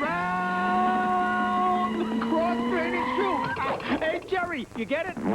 All-around shoe. I'm joking here with Jerry Rice, famous football star. Shoe for shoe, mile for mile, lap for... Ladies. Hey, Jerry! Did you see those hoops? Remember who brought you this experience? Before or after the game, drop by Mike Carey's New Britain Inn for the area's best hard-shell crabs, fresh seafood, and sandwiches. With 11 beers on tap, we offer the area's largest selection of drafts. Open 7 days a week, you're sure to see a friendly face at the NBI. For the best coverage of community news and events, read your community paper. The New Hope Gazette or Doylestown Patriot can be delivered to your home weekly. Call 862-9435 for the Gazette or 340-9811 for the Patriot. This Bucks County home has been visited by the Zalucky Painting Professionals, and for the homeowner, the choice was simple. Since 1983, John Zalucky's courteous and dependable staff have been serving the Bucksmont area. Whether it's a residential or commercial job, Zalucky Painting's quality craftsmanship is fully insured. And if you book now for the spring, you'll receive a free power washing for the exterior of your home. Staining, popcorn sealing, and multi-spec treatments are also available. So don't delay. Call Zalucky Painting today for your free estimate. O'Falley's Crab House in Warrington brings the shore to Bucks County with its casual dining, nautical ambiance, and Maryland-style hard-shell crabs. Stop by Tuesday nights for all-you-can-eat. Monday night, it's a full-course lobster tail dinner for $12.95. Wednesdays are for steamed clam lovers, and Alaskan crab legs are the special Thursdays. But O'Falley's is more than just seafood. There's live entertainment Thursday through Sunday. You're more than welcome to call their friendly staff to find out who's playing that evening. Come see. O'Falley's brings the shore to Bucks County.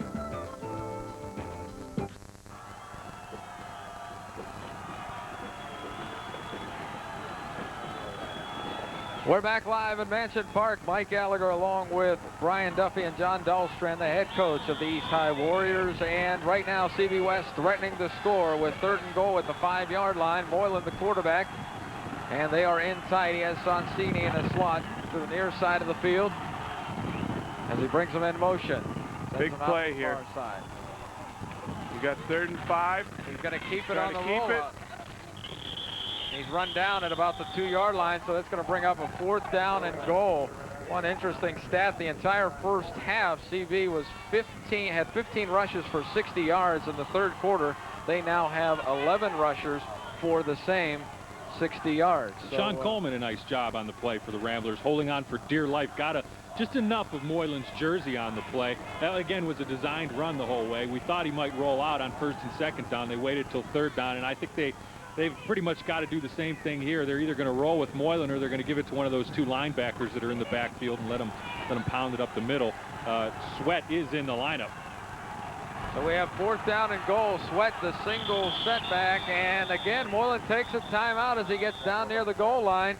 And we've seen them do it before. We've seen it in the tapes last week. They get down into a position where they can score, and they're forced to take timeouts. Well, it really cost them last week, especially in the first half. They took all three, two of them in the first quarter, one of them early in the second quarter, and it hurt them, and it could come back to haunt them at this point. They've only got one left. Stay with us. We'll be back in 30 seconds to see if they score. The Ramblers lead at 6-0.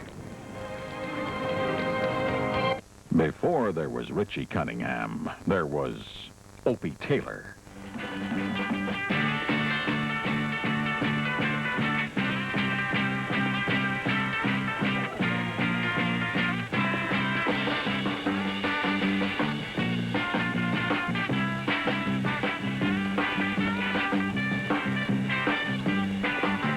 Hear what's going down in Mayberry, weeknights at 6:30 on Channel 69.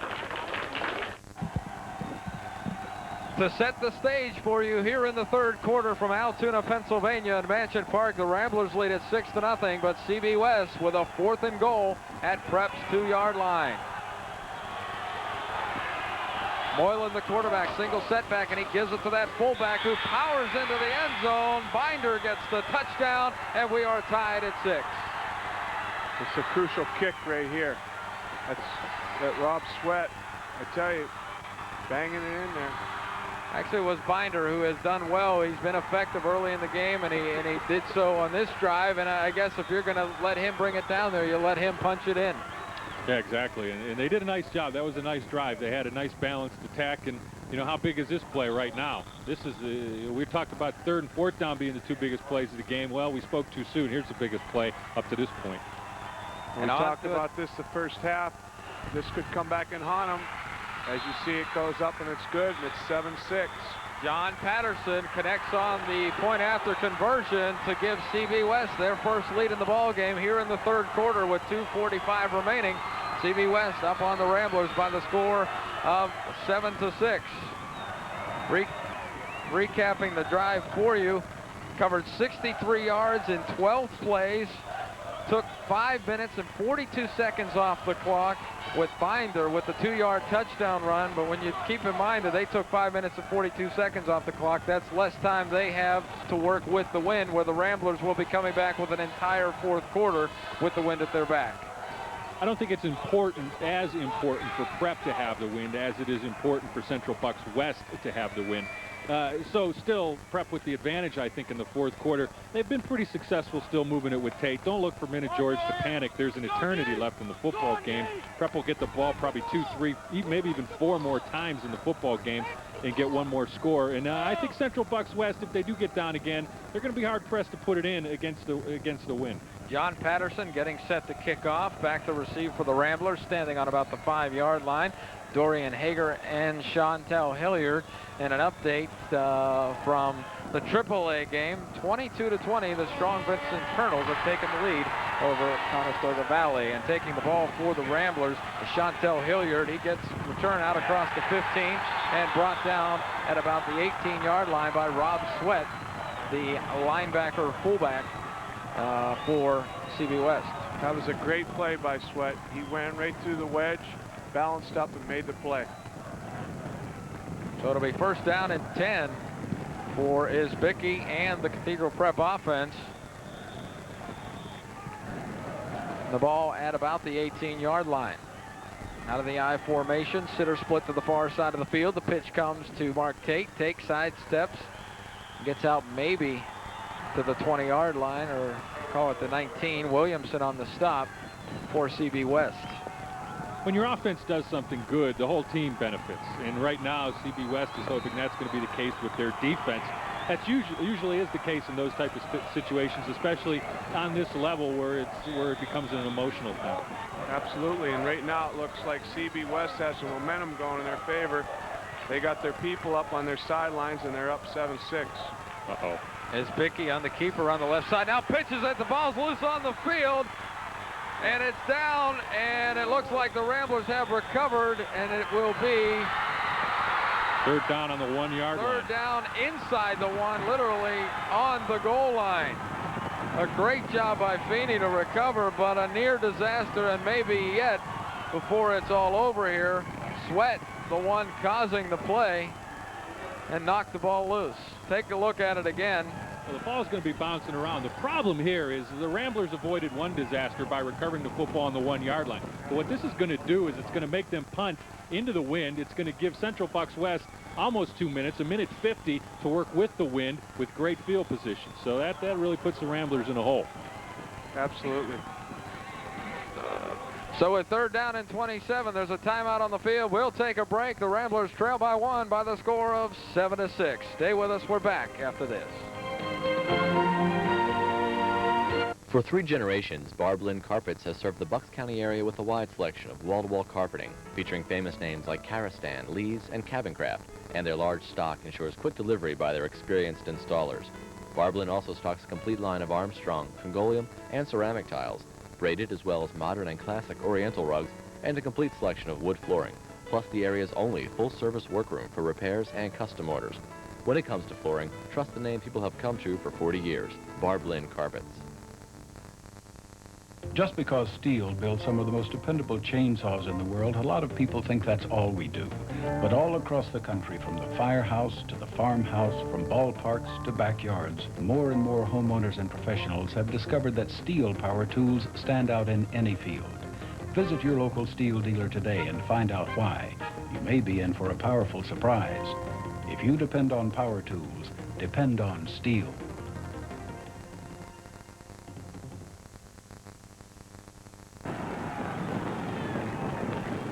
We're back live at Mansion Park. The Ramblers with a tough situation at 3rd and 27 on their own goal line. Harry Isbicki will go out of the I formation and just try and get it out as he falls forward to get it to the 1, and now Sitter is going to have to punt from his own end line. Yeah, this is a big play here. Sitter's, his average is about 30 yards, so he's about an average high school punter. He's kicking into the wind. You have a situation where they might be coming. A lot of pressure on your punter. If they get a bad snap, the best thing he could do is just get out of the end zone and take the 2 points. Hopefully he'll get it off. 1:19 remaining 3rd quarter, and the wind is picking up. The rain continues to fall, and Sitter punting from his own end line. Well, you know how strong the wind is when Sonsini's only at his 30-yard line. He's got to come up to get the football. How about this for field position? And now they get it inside the 20 because he was kicking into a wind that was more of a wall. And now with great field position, CB West will come out with their offense with 1:01 remaining 3rd quarter. The 18-yard punt that kills him right there. But like you said, into the wind he's kicking into, I don't know what it is out there, but it looks like it's up to probably 40 mile, 35 mile an hour.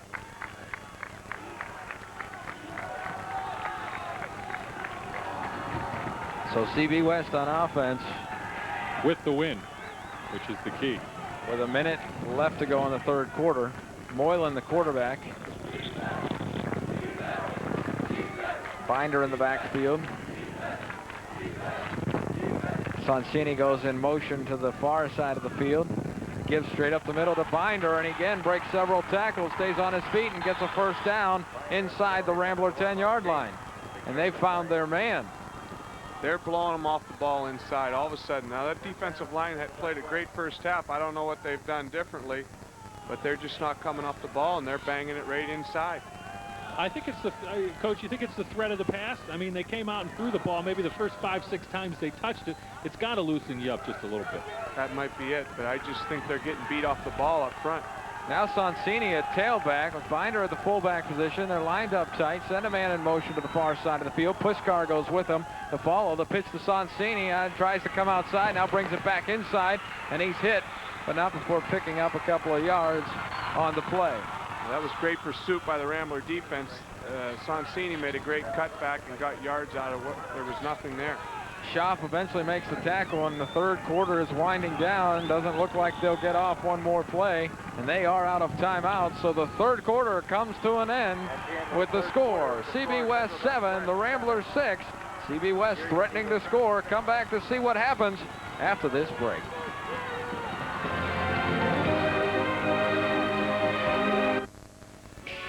Matlock. 5 times a week.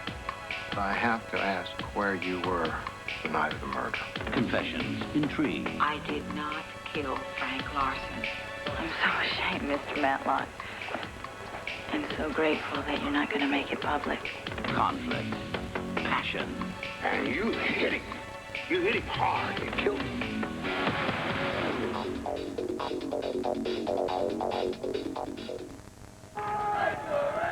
The Ramblers trail by 1 and CB West threatening to score. Erie, Pennsylvania, say hello to one of our own, Tom Snyder, who is a camera operator and sports photographer for WTAJ here in Altoona, Pennsylvania. Tom Snyder, a Cathedral Prep graduate. His father, Jim, is in the hospital at St. Vincent Health Center. We know he's watching this game as well as the Vincent game. We want to say hello to him and wish him the very best and let him and his family know that your son is doing an excellent job down here at WTAJ. In fact, the sports director here who is spotting in the booth for us says he is by far their finest sports photographer. But now back to the matters at hand, the wind blowing hard. It is 2nd down and goal for CB West. And the give is to Binder. Binder fights towards the goal line. No indication from any official that he has scored, although CB West would like to believe that he has. Yeah, it's 3rd down. And that's going to bring Shut up him down there. Perkins comes up and makes the stop. Well, they're going to go for it twice. So, I mean, they got 2 plays to go about 3 inches. So the Ramblers are really going to have to stiffen up here, and it's going to be awfully tough, especially with the way Binder's been carrying the football. You got Binder. They've been rotating Sweet in. Binder with 10 carries for 70 yards. He's the man in the backfield. They give it to him. He powers forward into the end zone, and CB West is on the scoreboard again.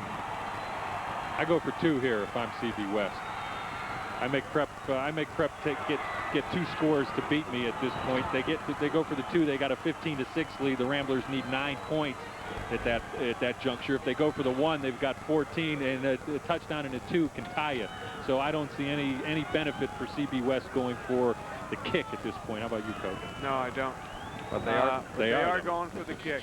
Shows you how much I know. Patterson on to attempt the extra point. Binder thus far this afternoon. 11 carries, 71 yards, 2 touchdowns. Well, you might want to watch for a fake at this point. I really don't see why you go for 1 point here, so maybe they got the fake on. Moylan to hold, Patterson to kick. The hold is down, the kick is up, it's high enough, long enough, and it is good. So with 11:22 remaining in this ball game, CB West now leads the Cathedral Prep Ramblers by the score of 14-6.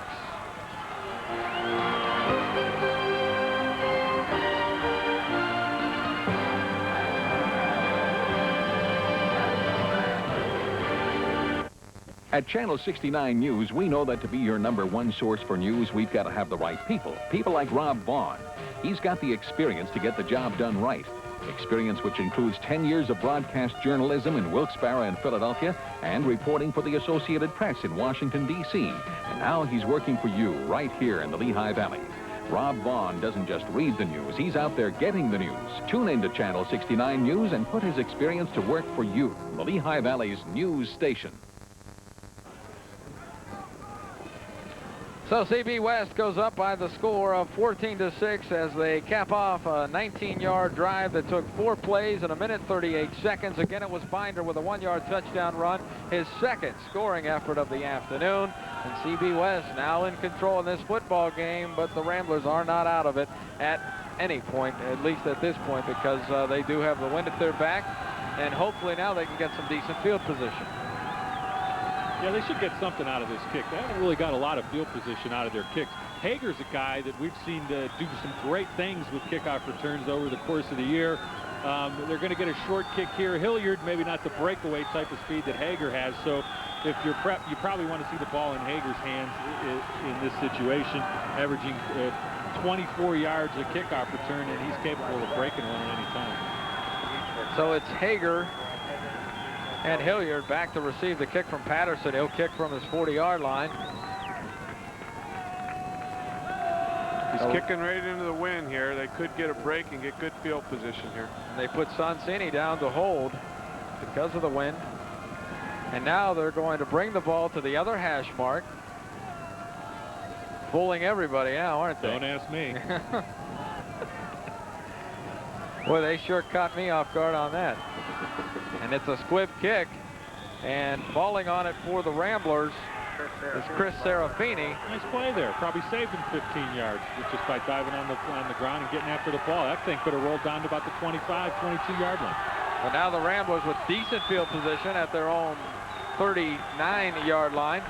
See if they can get it in gear with 11:21 remaining. They trail 14-6 here at Mansion Park in Altoona, Pennsylvania. And this the PIAA Quad A State Championship final. Out of the I formation, Sitter split to the near side of the field. The pitch goes to Mark Tate. Tate tries getting outside. Is pressured. He loses the football. It's on the ground.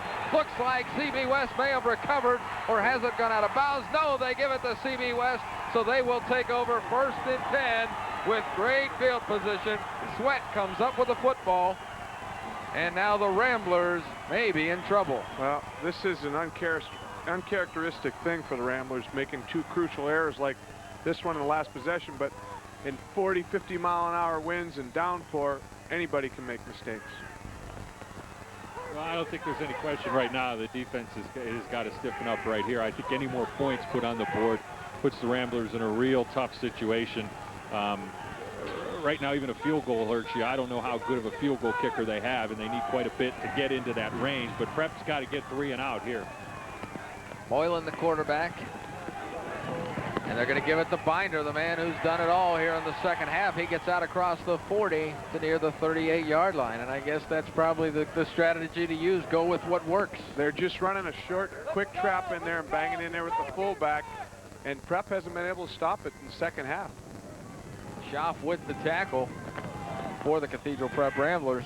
10:37 on a ticking 4th quarter clock. 14-6 again our score. Minute George soaking wet, looking on, and not a very happy man at this point. 2nd down and 7 for the Bucks. Binder on the fake. Moylan will keep it around the left side. He's got room to run, gets the 1st down, and gets out near the 26-yard line where he's run out of bounds by Coleman. I don't know if we have that we can take another look at that with a replay, but did you see the formation they lined up in there? Lined up with an unbalanced line to the complete right side, and then they turn around. You see everyone's on the right-hand side of the line. Moylan takes the ball on a naked boot around the left side with only 2 blockers. Absolutely. If you look at it, most of the time you run an unbalanced line, teams tend to run toward the unbalanced part of the line, and he takes it all the way back. We saw it on film, and they've also run a trap backside with the same formation. So the ball at the 25-yard line of the Cathedral Prep Ramblers. CB West with it with 10:17 left to go in the football game. And Sanzini jumps way offside. That's a break. Flag is down, so that will back him up 5 yards, and the give would have been to Binder. And the Ramblers need any break they can get at this point. It's just been one bad break after another for the Ramblers. This is a small one in their favor. Illegal procedure. Wait. 1st down.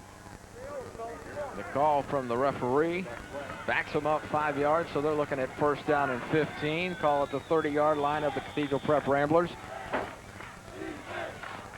Running in the play was Steve DeLuca to Moylan, and Binder's in the backfield along with DeLuca, and they're in a tight formation.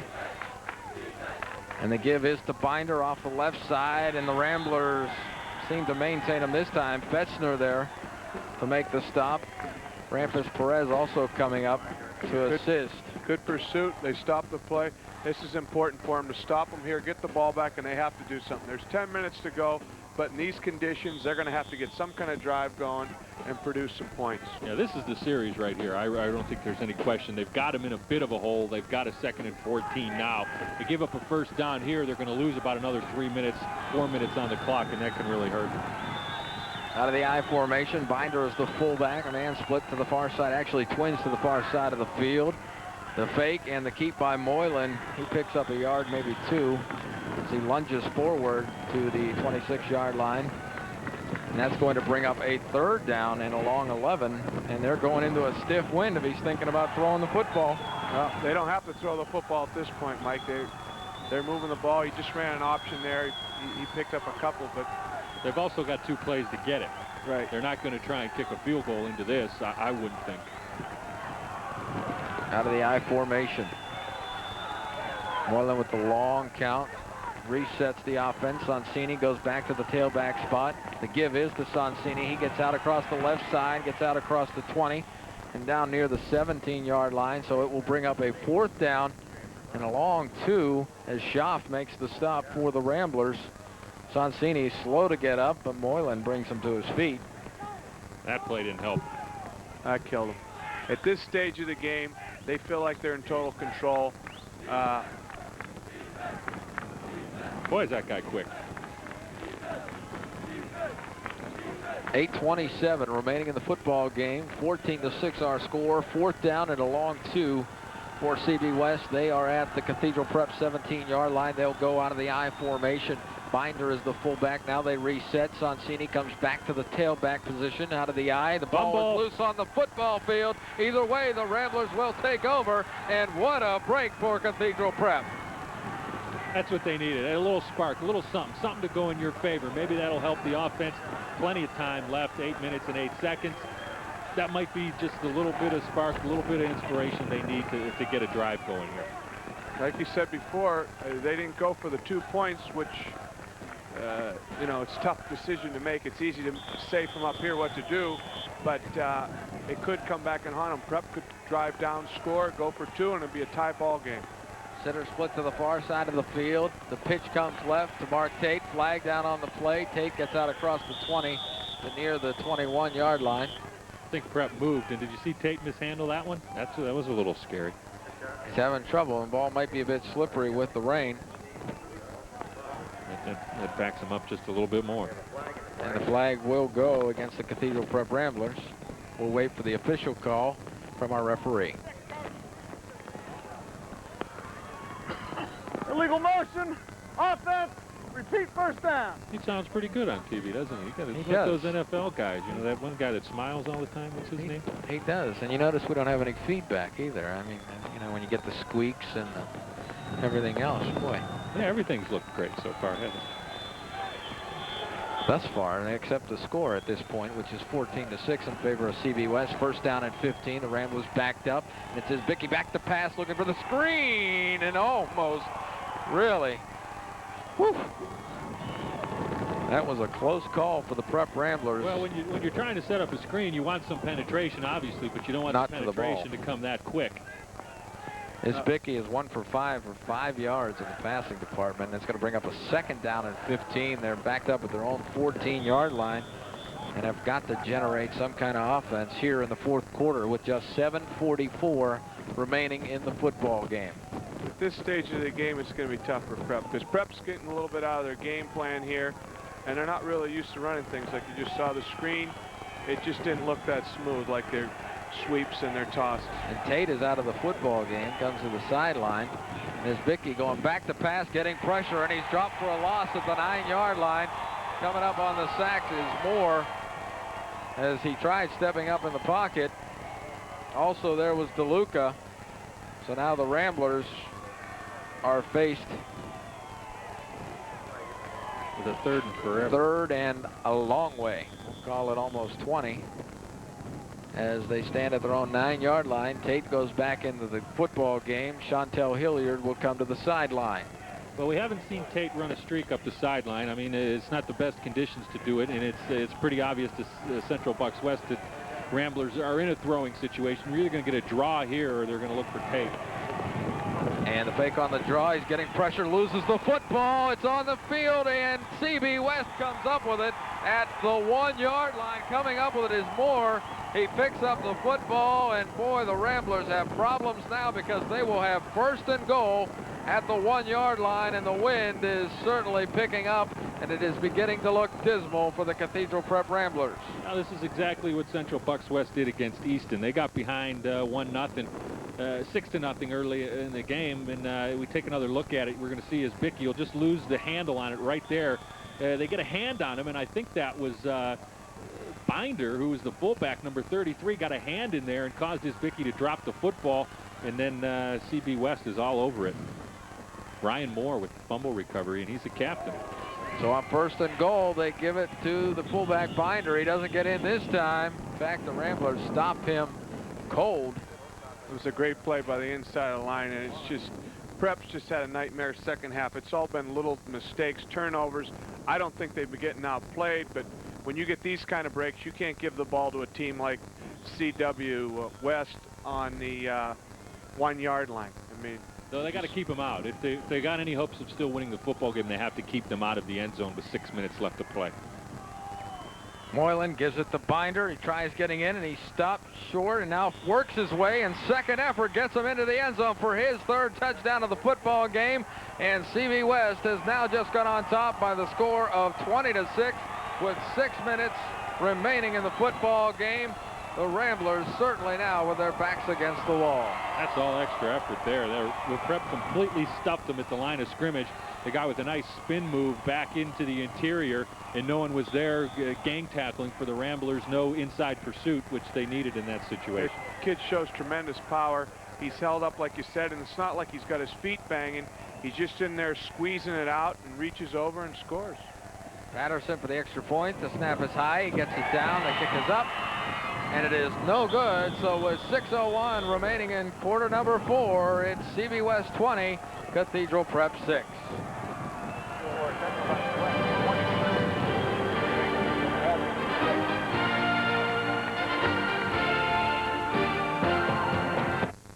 What's the only show on TV with heart, soul, and the barber's pole?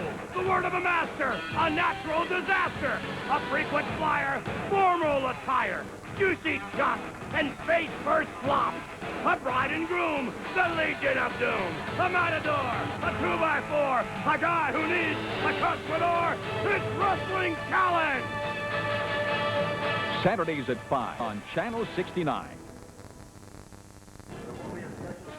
An interesting stat that pretty much tells the story here in the second half. Cathedral Prep with 10 carries rushing for -4 yards, while CB West has 23 carries for 110 yards and 3 touchdowns. Minute George with reason to be upset at this point in the football game. His club trailing 20-6 with 6:01 remaining. Patterson to kick again. Sonsini's holding it down, and again a squib kick. Bounces, and it's taken by the Ramblers at the 16-yard line. Good return. He breaks free. He's out across the 45 to the 45-yard line of CB West. So the Ramblers now in good field position. Well, they could have used that as a run back. Boy, that would have put them, I'll tell you what, with 5:53 left to play, if Hager could have taken that one 45 more yards. Huge hole opened up. We got a great vantage point right here. You see Hager just finds the seam, and it just runs right by everybody. A saving tackle there. 39 yards on the run back for Dorian Hager, who's also a fabulous wrestler. Is Bickey to throw, looks down the right side, and it is picked off by CB West. DeLuca with it, running downfield, and he has finally run out of bounds inside the 30-yard line. So what hopes the Ramblers had with the great kickoff return by Hager were quickly diminished by the interception by DeLuca. I thought there was a flag on the play, but that was one of the Ramblers' orange towels. DeLuca gets the pick off, and he's off to the races. Looks like that one got caught up in the wind a little bit. Yeah, it just looked like it got hung up in the wind, like you said, and died. And big time break for Central Bucks West, and that killed him right there. 20-6 the score. CB West with the football. The ball on the 29-yard line. First down and 10 yards to go. The give to Sonsini off the left side. He gets a first down and is finally run out of bounds just outside the 15-yard line by Coleman. And from the AAA game, we do have good news to report. Strong Vincent with the lead at 29-20 in the AAA state championship game. And Minute George pacing the sidelines. In obvious disgust at the situation here in Altoona, Pennsylvania, where CB West has the lead. The football and a first down and 10 at Cathedral Prep's 18-yard line out of the I formation. The give to Sonsini off the left side. I tell you what, no matter what happens in this game, you have Cathedral Prep playing the 4th-ranked team in the country. They're ranked 17th. With the exception of a couple of these big breaks, really, they played with this team all the way. The second half, that was the story. Some key turnovers. Able to put the ball in the end zone. Binder doing a nice job running the ball from his fullback position. 3 touchdown carries on the afternoon. The only touchdown of the afternoon for the Ramblers came late in the first half as Mark Tate carried it 12 yards off the right side for the touchdown. But it's Moylan on the keeper, getting pressure and rolled down by Coleman near the left sideline. 4:33 remaining in the football game. Sean Coleman there to contain him, brings him out at roughly the 13-yard line. In a situation like this, CB West has the big advantage. I mean, they're up at this point. They got a great field position. And you look at the shot there, the flag with the wind blowing. Out of the I formation, Moylan with Binder. Now they shift again. Sonsini back to the tailback position, moves a man up to the slot left side to give to Sonsini. And he gets it and loses the football. It's free in the end zone. It up right there. And it is a touchdown for CB West as they recover in the end zone. And that pretty much, as you said, Duff, summarizes everything. Mill will get the touchdown for CB West. Unbelievable. All breaks going in their favor. And, you know, like we said earlier, when you play a team like this and they're getting breaks like that. First of all, they have him hemmed in the backfield. And Sonsini finds a way to get free, then just gets absolutely thumped on the play by Ramphis Perez and right into the end zone for a touchdown. You know what? The real shame of this whole thing is it's going to look like the Prep wasn't even in this football game. The people that are sitting here watching it and the people that are watching it back home in Erie know that Cathedral Prep was in this football game throughout until just about right now, and it's not going to look like that. And the extra point attempt is no good. 26-6, the Ramblers trail with 3:50 left to go in this state championship game.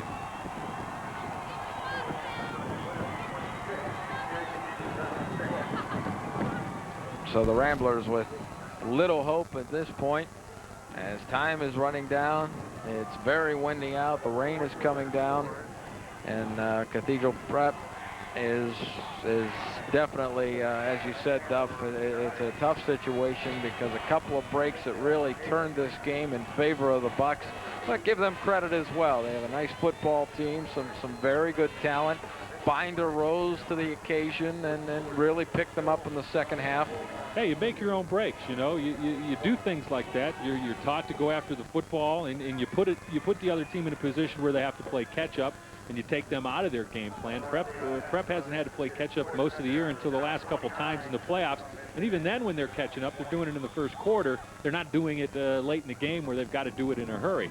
So, Central Bucks West made their own breaks. That's a very, very good football team. It's not that even just they're making turnovers. I mean, they've been getting turnover. They've been turning the ball over inside the red zone, and that's killing them. I mean, they're punching them in. They don't even have to take these turnovers very far to score. So Hilliard on the return, not a bad return with time winding down, 3:43 to go here in the football game. And again, at this point, the Strong Vincent Colonels with the lead at 29-20 in the AAA game. The Cathedral Prep Ramblers take a timeout with 3:43 remaining in the game, and they are trailing 26-6. And what do you tell your team when you're down at this point, this late stage in the game, when you take the timeout and head out on the field? Well, I tell you, there's not really much you can say to them. They know they've worked hard and made it all the way to this point in the season, and they're down 3 touchdowns now with 3 minutes to go, and we have terrible conditions weather-wise, but I'm sure they're going to give you everything they got for the next 3:43. And unfortunately, that looks like the season may end this way for the Cathedral Prep Ramblers, who were simply amazing throughout the year, rolling up win after win. A great year again for head coach Minna George, who I know is going to be extremely disappointed, as you know, you can just see by the expression on his face. He's done so well with this program. And keep in mind, coming in, they said he would have trouble winning the Metro League. He wouldn't win the districts. He wouldn't really have accomplished anything, and here he is in Altoona, Pennsylvania, playing for the state championship.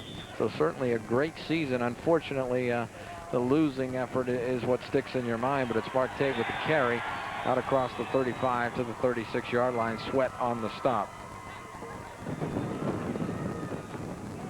3:30 remaining in the game, and the Cathedral, actually the officials take a timeout. got an injured player, I think, Mike. 66 for the Ramblers. This is going to be the last game for Mark Tate as a Rambler. I don't know if we have the stats. Do we have the stats on him for the day? We'll get them momentarily. He's got to be close to 2,000 yards rushing. He came in with 1876, over 2,000 all-purpose yards. He is over 100 yards, 25 carries, 121 yards, and 1 touchdown.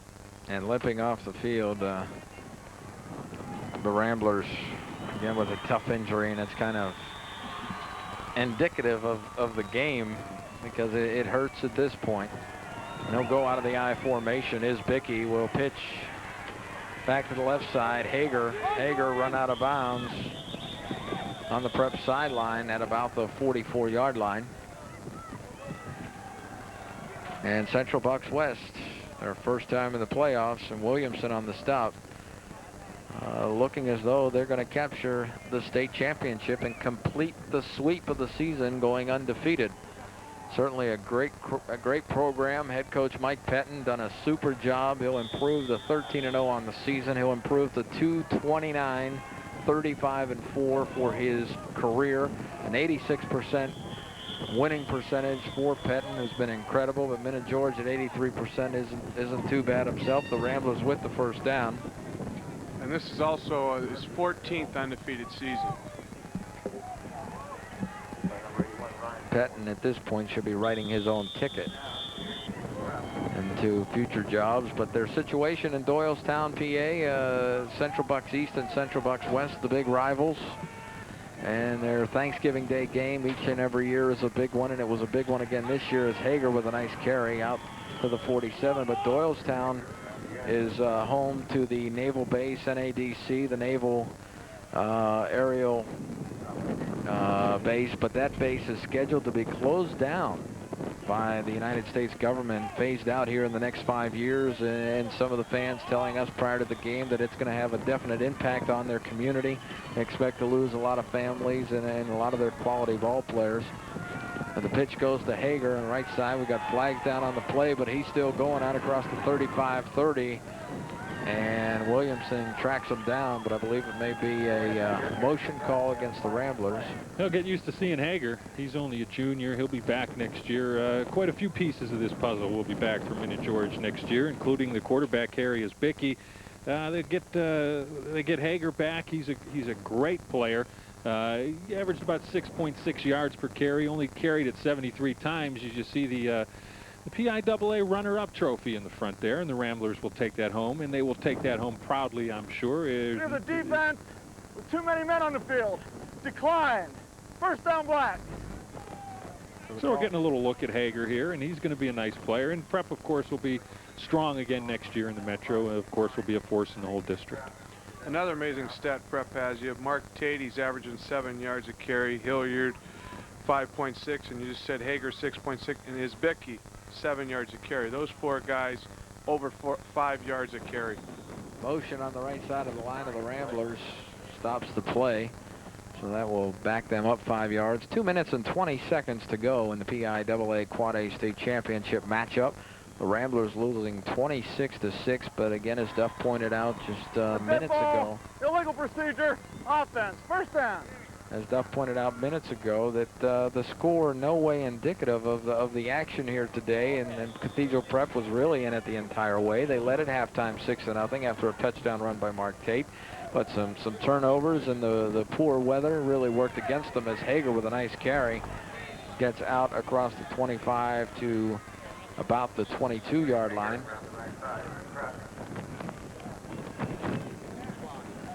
As you see the time on a ticking fourth quarter clock, the score 26-6. Second down, or actually second down and a long 8 for Cathedral Prep. I like to see the Ramblers punch one in here. Leave a little bit with a better taste in their mouth. Oh my Lord, did he take a smack? Dorian Hager hit hard by Williamson. Hager's real explosive. I don't know what his 40 time is, but he hits that hole quick. And watch this. And he's really accelerating. And there you see the hit by Williamson. But Hager bounces right back up. Tough kid, Hager. You got to be a tough kid to be a state wrestling champion, and that's what Dorian Hager is. Getting out of the eye, McMahon split to the far side. They give it to Hager, left side, cuts back nicely, gets across the 10, fights his way down near the 5-yard line, flags down on the play. Might have been a face mask. I'm not sure where the flag was at, but it looked like they might have got a little bit of Hager's face mask. I haven't seen that is the preliminary indication. 1:14 remaining from Mansion Park in Altoona, Pennsylvania. And when we woke up... Face mask against the defense.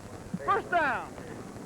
When we woke up early this morning here, it was warm and dry, and boy, things changed, and so does the outlook for the Cathedral Prep Ramblers in this football game with under 1:15 to play. But Isbicki out of the I formation now, set up inside at the 4-yard line of CB West, trying to punch one more in. Dorian Hager with the carry and gets into the end zone for the touchdown, so the Ramblers are on the board again. And that is his first touchdown of the season for Dorian Hager. So a nice way to get it in a state championship football game. Nice carry, and really he's been the workhorse this drive as you take a look at it again. Yeah, Hager's got a nice nose for the hole. He showed it on this whole drive, and nice to see Hager get the touchdown. He did all the work on the drive.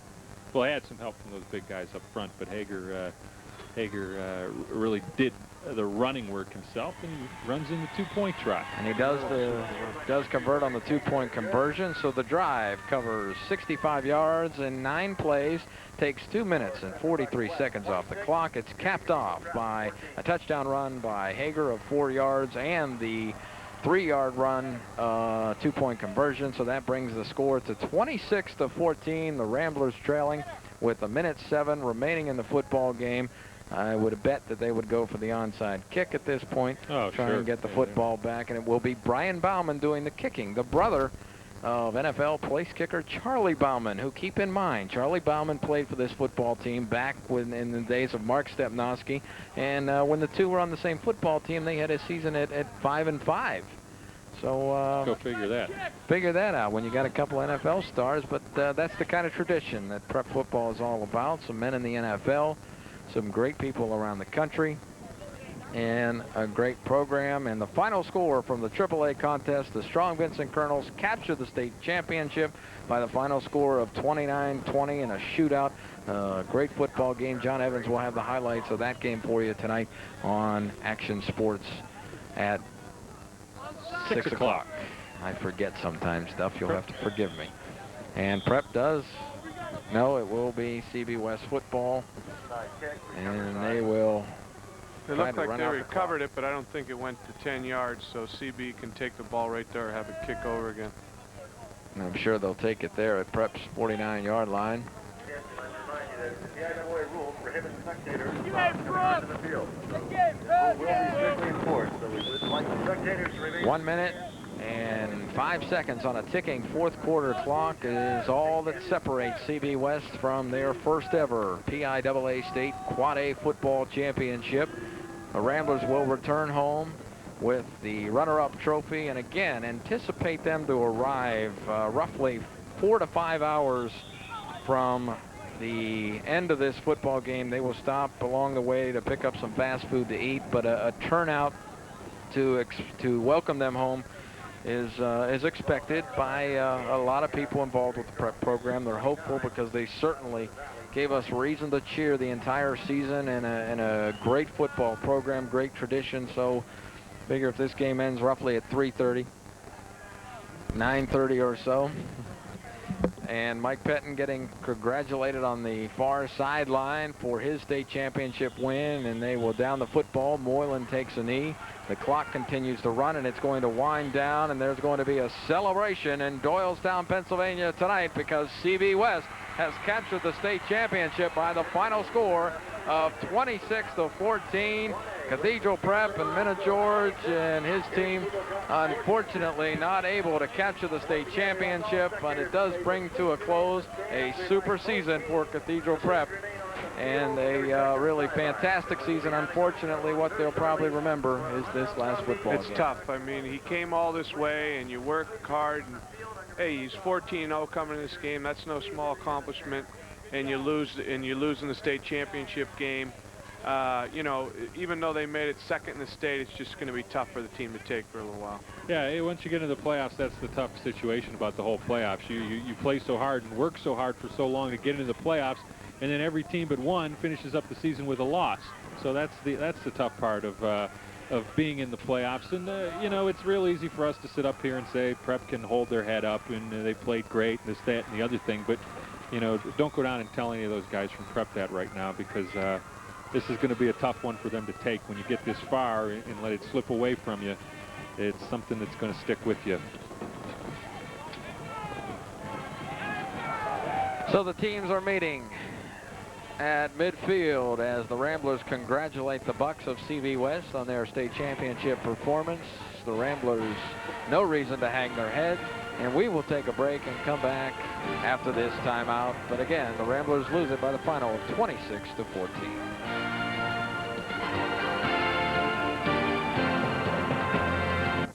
You've seen Perry Mason, Paul Drake, Della Street, Lieutenant Tragg, and Hamilton Berger.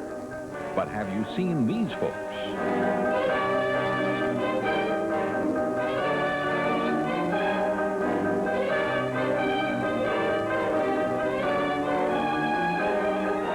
You never know who will show up on Perry Mason. Weekday afternoons at 2 on Channel 69.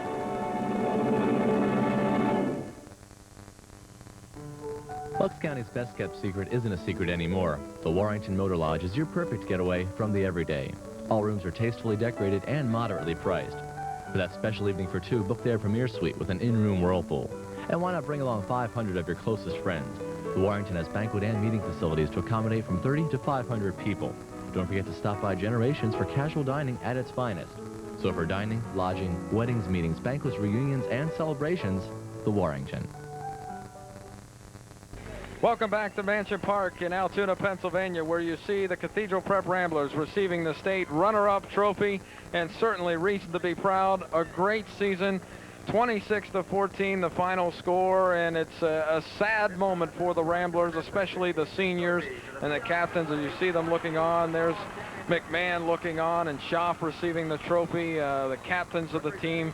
A great season. Sitter walking into your shot. There's one of the Baumans, and Hager, who had a great effort late in the game.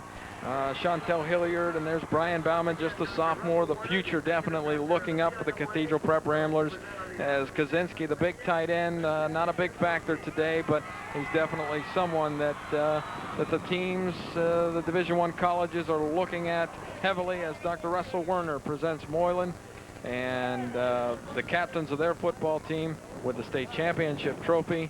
As you see the celebration taking place, and those gentlemen deserve a round of applause because they are crowned the best in the state. And the Ramblers, you know, besides being second best in the state, don't forget they're ranked 17th in the country, and they've proven themselves to be a top contender in the country as far as ratings go. And CB West holds the trophy high and have reason to be proud. They are bringing the Quad A State Championship back to Doylestown, PA, but the Ramblers will come home winners because of the great season, reaching this milestone of reaching the state championship game. And there you see the final score again, 26-14, Central Bucks West with the win over the Cathedral Prep Ramblers. And a great year for the Ramblers, and they will head to the locker room and head back home, and they expect the crowd to be there to meet them. And that's going to do it for our broadcast from Altoona, Pennsylvania. For my colleagues this afternoon, Brian Duffy and John Dahlstrand, I'm Mike Gallagher saying so long from Altoona.